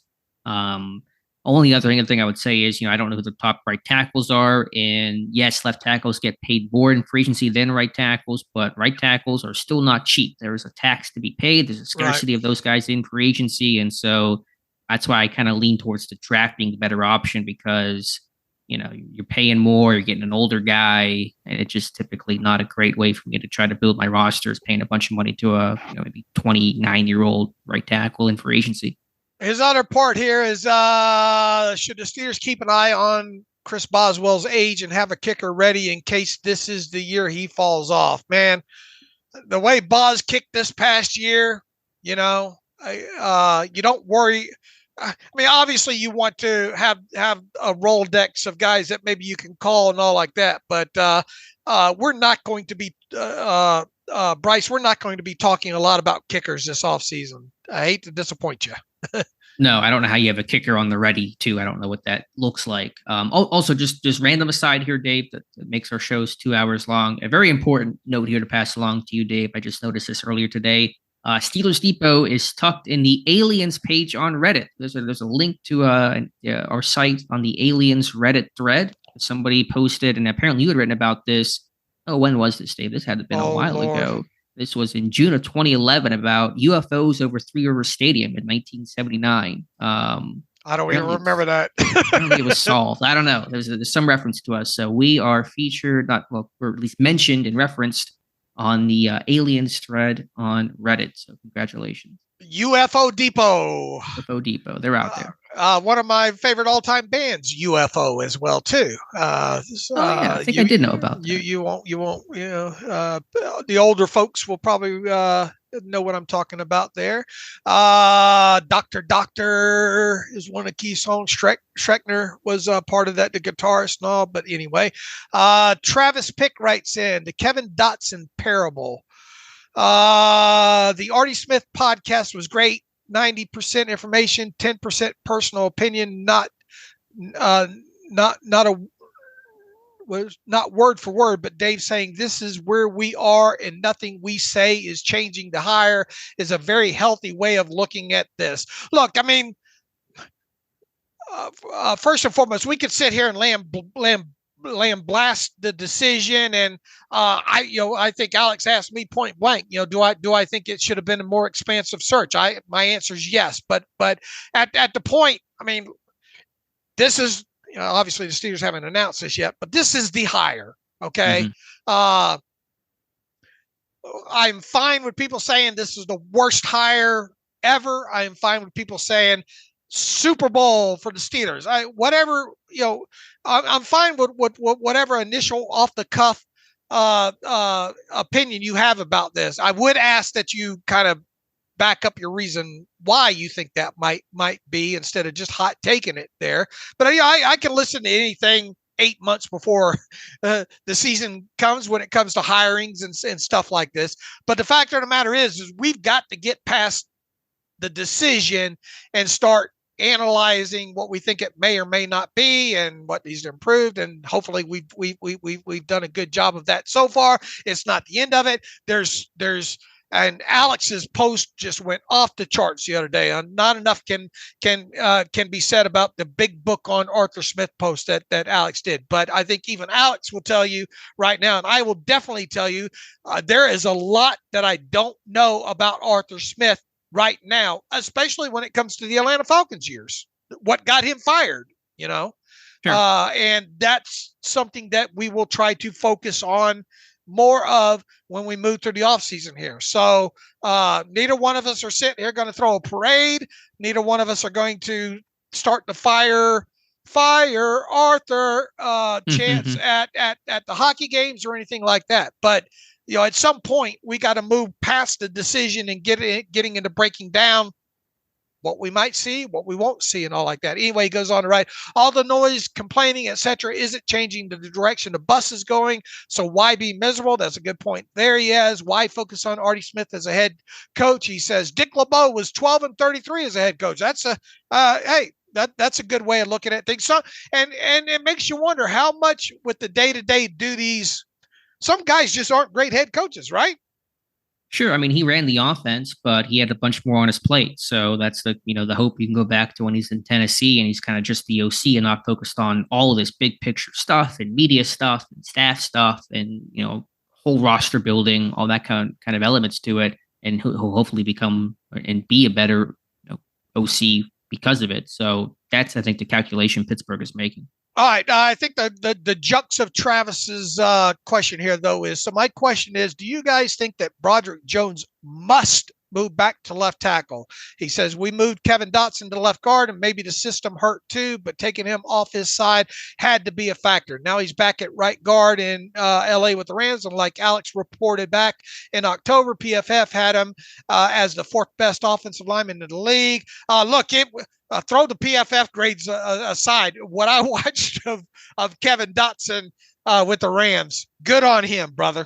He looked impressive at right guard, what I saw with him with the Rams. The question goes, Alex, Broderick Jones must move back to left tackle. Yeah, must is a strong word. I would really, really, really greatly prefer it for Broderick Jones to go back to left tackle for a bunch of reasons, but maybe primarily Pittsburgh has had this issue, this misevaluation, arguably, of drafting guys and then immediately putting them in positions they didn't play in college, which really muddies up the evaluation and hurts the players. So I think you got to do everything in your power to go into left tackle in 2024.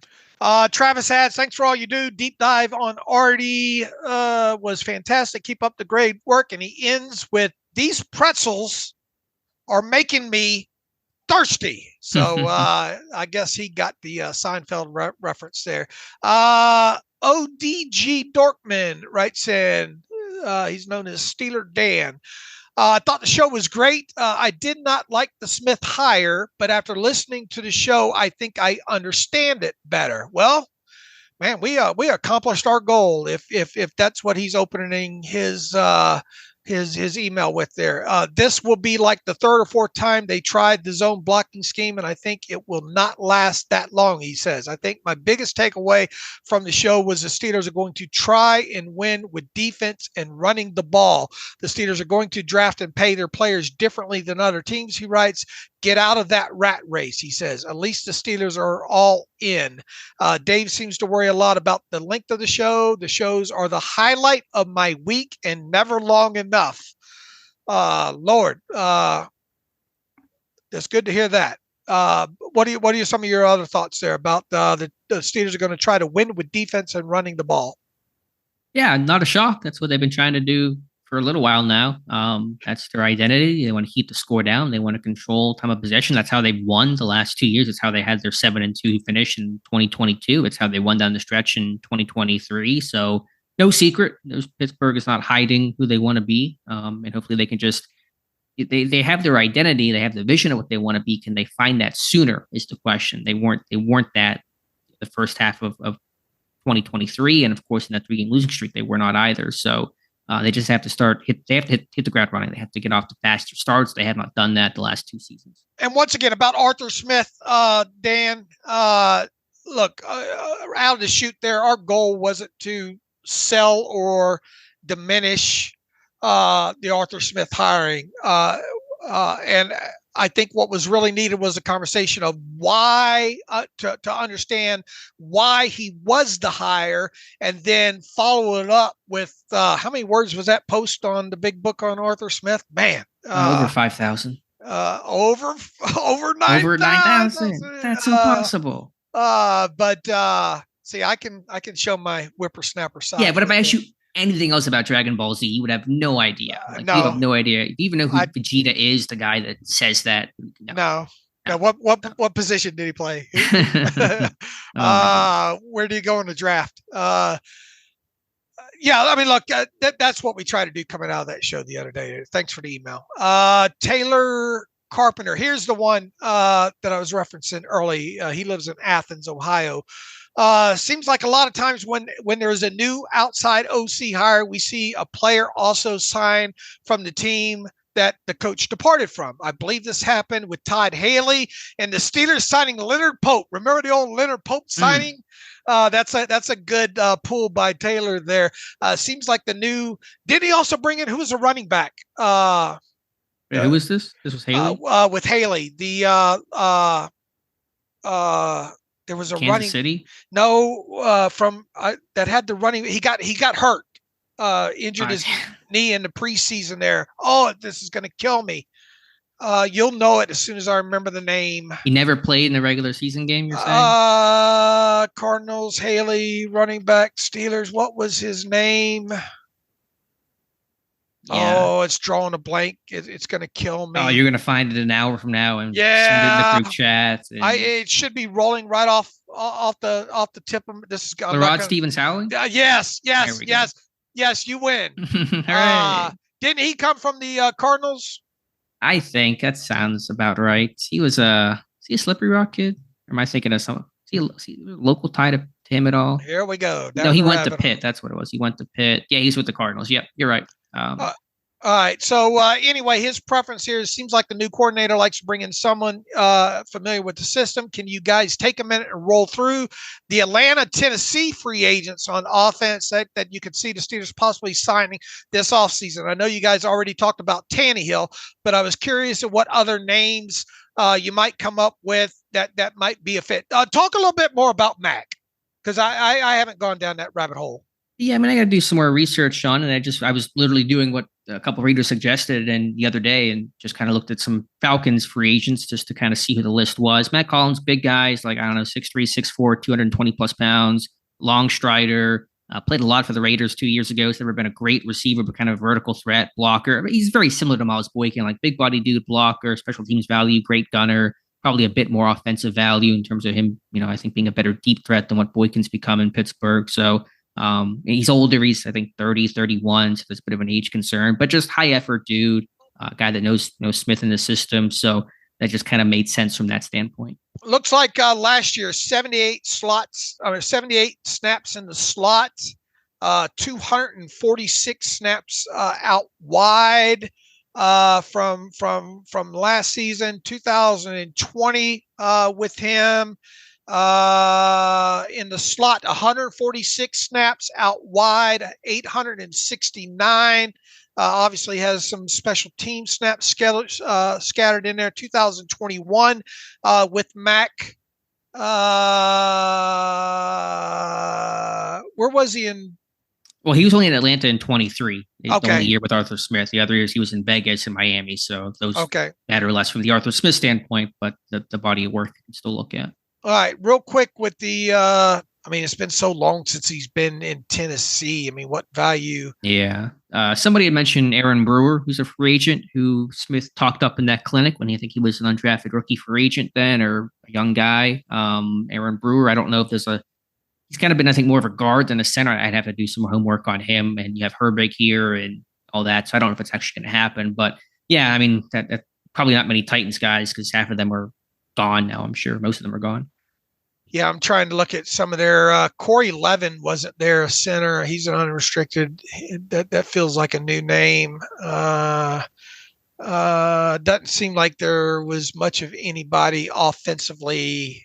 Aaron Brewer, you mentioned. Brewer actually played a bunch of center this year. I thought he was playing more guard. He was their starting center, so that's a name to look out for. All right. So not much there overall. If we roll back through the Titans free agents because it's been so long ago there. Let's see if I can pull Jeff Berg. Hello, fellas. I was wondering, and I realize this may require some research. What style running game did both Najee and Jalen run in college? Did both of them run a mostly zone run scheme or something different? I'm wondering this due to the Arthur Smith hire is a component of the hire that his run game style matches, blah, blah, blah, best suits the running backs. Look, I think all you have to do is just roll back to what these two have run in Pittsburgh, which is pretty much everything. Now, is there one specific style that you can point to, Alex, when it comes to, I don't think it's important to roll back now with Najee and Warren to their college days with running style. What can you point to as maybe these last couple of years in Pittsburgh as far as running style that best fits these? I think we're too far past the college years to worry about scheme. Yeah, it'd be a really good study maybe for you or somebody or Clayton to do to kind of look at how many runs of each type they've had the last 2 years. They have been very varied. You know, I think conventionally Harris a bit better gap, power, downhill. I think Warren can kind of run in anything, but I think he's maybe a bit more proficient as a zone runner. Somebody had sent me some stats, maybe we'd even written about at some point that Harris got good marks as a zone runner. I wonder how much that is inside zone though, and not the wide zone type stuff, because there is a difference there. So they both, can run kind of anything. I don't know if Harris is as strong as a wide zone runner. I think just intuitively, probably not. But as you said, this run game has done maybe too much. Maybe they've almost been too varied. They've kind of done every kind of. I mean, what concept have they not run the last 2 years? I couldn't tell you. Yeah, that's a good one because they have varied it up quite a bit. Inside zone, duo, outside zone, wham, toss, Soro toss, crack toss. They've run everything. Mm-hmm. All right. Matthew writes in, love the show. And while I wish we were still in the dance, he says, I can't lie. I do love draft season. He says, I saw Josh Carney's report where Edgerrin Cooper stated the Steelers are very interested. He says, I too am very interested. Curious to know where he fits in terms of what the Steelers look for. Studies. Boy, what a great part of the offseason that is, Matt. And I can't wait to get to that. Unfortunately, I think that comes well after the combine. In fact, that comes more right before the draft, doesn't it? The what the Steelers look for series. And if you think off-ball linebacker would be addressed in, let's say, the top 3 rounds of the draft, considering other areas of need we have, I feel despite decent play from this room as a whole this year, we have lacked true difference maker at that level of the defense since the unfortunate injury to Mr. Shazier. Also, we have a plethora of question marks at the position due to injuries and Dave's favorite contractual situations. Cooper has flashed the potential to be that guy at the position, and teams like Baltimore with Roquan Smith and Patrick Queen and San Fran with Fred Warner have shown just how integral high-level inside linebacker play can be in a top defense. Curious to know your thoughts. I don't have a lot of thoughts on Cooper yet. Alex, do you? And if not, I'm sure we're going to get a lot of those when we have these roundtables here next week, hopefully. Yeah, I know Josh is going to have the report on Cooper, and he talked him up some. I've not watched him, so I really couldn't give you an insight Right. there. I'm with you on the desire for a long-term option at inside linebacker. I just think given the other needs and given that you do have Holcomb coming back and Roberts coming back and Robinson in year 3, this may not be the year to do it, but I get the principle of the idea in the comment. Look, I would like to see this inside linebacker position addressed, in the first 4 picks, if possible. Yeah, maybe, but you got also other needs. We talk about center, tackle, D-line, corner, safety, receiver. It's a lengthy list. It fills up quick for sure here. Chris Cordova has some same old crap with Smith. He says, "Hey guys, not how I wanted to start my Wednesday." This came in on Wednesday. There was no reason to rush this decision. I doubt there were teams lined up to hire Smith, he writes. Maybe you have something to say about that, Alex. I really wanted them to talk with Clay Kubiak, he writes. Now there's 2 Kubiaks, right? There's a Clint and a Clay, right? Where is Clay at? Any also with pass? Is he with the 49ers? Yeah, he's with he's the assistant quarterbacks coach. Okay, interesting. He says, I feel like the trend with this team is to hire guys on staff or roster based on a good season or seasons people had in the past. He writes, like in 2019, seems like it was so long ago because it was basically getting guys that are beyond their prime, not to mention what the stat line looked like for the wide receivers and tight ends in Atlanta. He says he is not happy about this move. I guess only time will tell. Keep up the good work, fellas. First and foremost, it sounds like Arthur Smith had some suitors. Yeah, I should have mentioned that. That was kind of the one piece of news that came up since we last spoke. According to Albert Breer, that Smith had gotten calls from, I think, 6 or 7 teams about interest in either being an EOC or an assistant in some capacity. And Mike Tomlin convinced Smith, who was in the Maldives at the time on vacation, to come to Pittsburgh first. And he had scheduled on Tuesday, Smith did, an interview with the Buccaneers to be their OC. And Tomlin did not let that happen, in the sense that they got an agreement made to hire Smith to the 3-year deal to become Pittsburgh's OC. So we know he was going to go to Tampa Bay had he not agreed to that deal in Pittsburgh. And so actually that may be the reason why this kind of thing wrapped up pretty quickly, because if they really like Smith, then they didn't want to lose him to another team or give him the chance to even talk to somewhere else, and maybe also offer him some more money, because I don't know if Pittsburgh is going to be at the top of the market in terms of how they're going to pay OC. So there was actually apparently some considerable interest for Arthur Smith. Maltese, that's where you're going on vacation this year, right? Yeah, me and all my friends. Dave, we going together? Probably not. Ryan writes in, "Hey, Dave and Alex, should it be worrisome that Arthur Smith and the Falcons offense last year was unable to elevate the play of Kyle Pitts?" He says, "Who on paper should be one of the league's best tight ends? Overall, looking forward to this new Steelers hire and hoping to unlock some of the untapped potential that all of us Steelers fans see the team has. Looking forward to all your great draft content," Ryan writes. Look, not just Pitts. I mean, we need to deeper dive into what happened in Atlanta. Plain and simple. We're not going to pretend to know everything so far out of the chute with what happened in Atlanta. I'll tell you what, though, quarterback play was very uninspiring there for starters. We talked about the run game being bad in 2 of those 3 years. Why, is the lump of clay that they had with quarterback just beyond being able to be developed? How much did quarterback play have to do with the running game not being successful? Where teams saying, we're not worried about the quarterback, we're going to stack the box, and we know you're going to, all those things need to be looked at there. So I don't think you can just look at Kyle Pitts, even though Kyle Pitts had, what did Pitts have last season? Did we already go over this? It was the 2 years ago was the real concern. Last year the numbers were 53 acceptable for 667 and 3 TDs. I know one of those TDs I went and looked at after Clayton's report on play action. They came on play action. Ritter to Pitts in week 11 against the Buccaneers. I think that was a nicely schemed up play there. But 53 for 667 and 3 touchdowns last season for Pitts. The year before that, just 28 catches, 356 yards for 2 touchdowns there. Yeah, how many games did he play 2 years ago? Was there an injury at all? His numbers are obviously just, I know 2 years ago it was crazy how little he was utilized. He played in only 10 games. So those numbers are 28 receptions, just for disclosure. Right.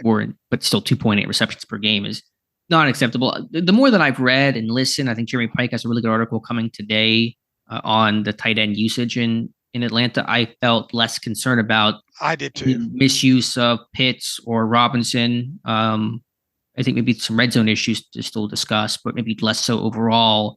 But the concern is just the lack of success, especially with the ground game, just broadly speaking in Atlanta. Why was the run game? Maybe you didn't expect it to be as good as Tennessee and have, rush for 2,000 yards from a single dude. But, you can get your run game to be consistently like even average or above average. And with Robinson in 2023, and that's a big red flag to me. All right. We have gotten through a good chunk of these reader emails here. We'll address more next week as they come in, and hope to have a couple of draft round tables coming, or, specific to the Shrine Bowl and the Senior Bowl next week. So we'll try to get those scheduled and start talking about some draft prospects about that time, to get deeper into that. We'll talk about maybe some more things that we uncovered. We're talking about Arthur Smith and all like that. So it should be a busy podcast week next week. In the meantime, you can follow me on Twitter/X at Steelers Depot. Follow Alex Kozora at Alex_Kozora. Follow the show at Terrible Podcast. Email the show, theterriblepodcast@gmail.com. If you like what we do and want to donate, SteelersDepot.com. Hit the donate button. Also, if you like an ad-free version, SteelersDepot.com. Hit the ad-free button. I do have the links up in the navigational bar now, that you should be able to drop down menu under draft info that links to like the Senior Bowl and the Shrine Bowl measurements for easy access there. I will work on getting a link in there to a master page of all the draft profiles, so that'll be easy to find. It's about that time of year as well too. Be on the lookout for a couple of good ones, draft profiles coming from Alex. I can't wait to read the Gabe Hall one out of Baylor, and as Mims well. From Georgia. Everyone's And talking about this Mims guy from Georgia. Interesting story. I got some thoughts there on Mims we'll talk about next week. All right, look forward to that. So until Monday, we hope everybody has a fantastic weekend. And as always, thanks for listening to the Terrible Podcast with Dave and Alex.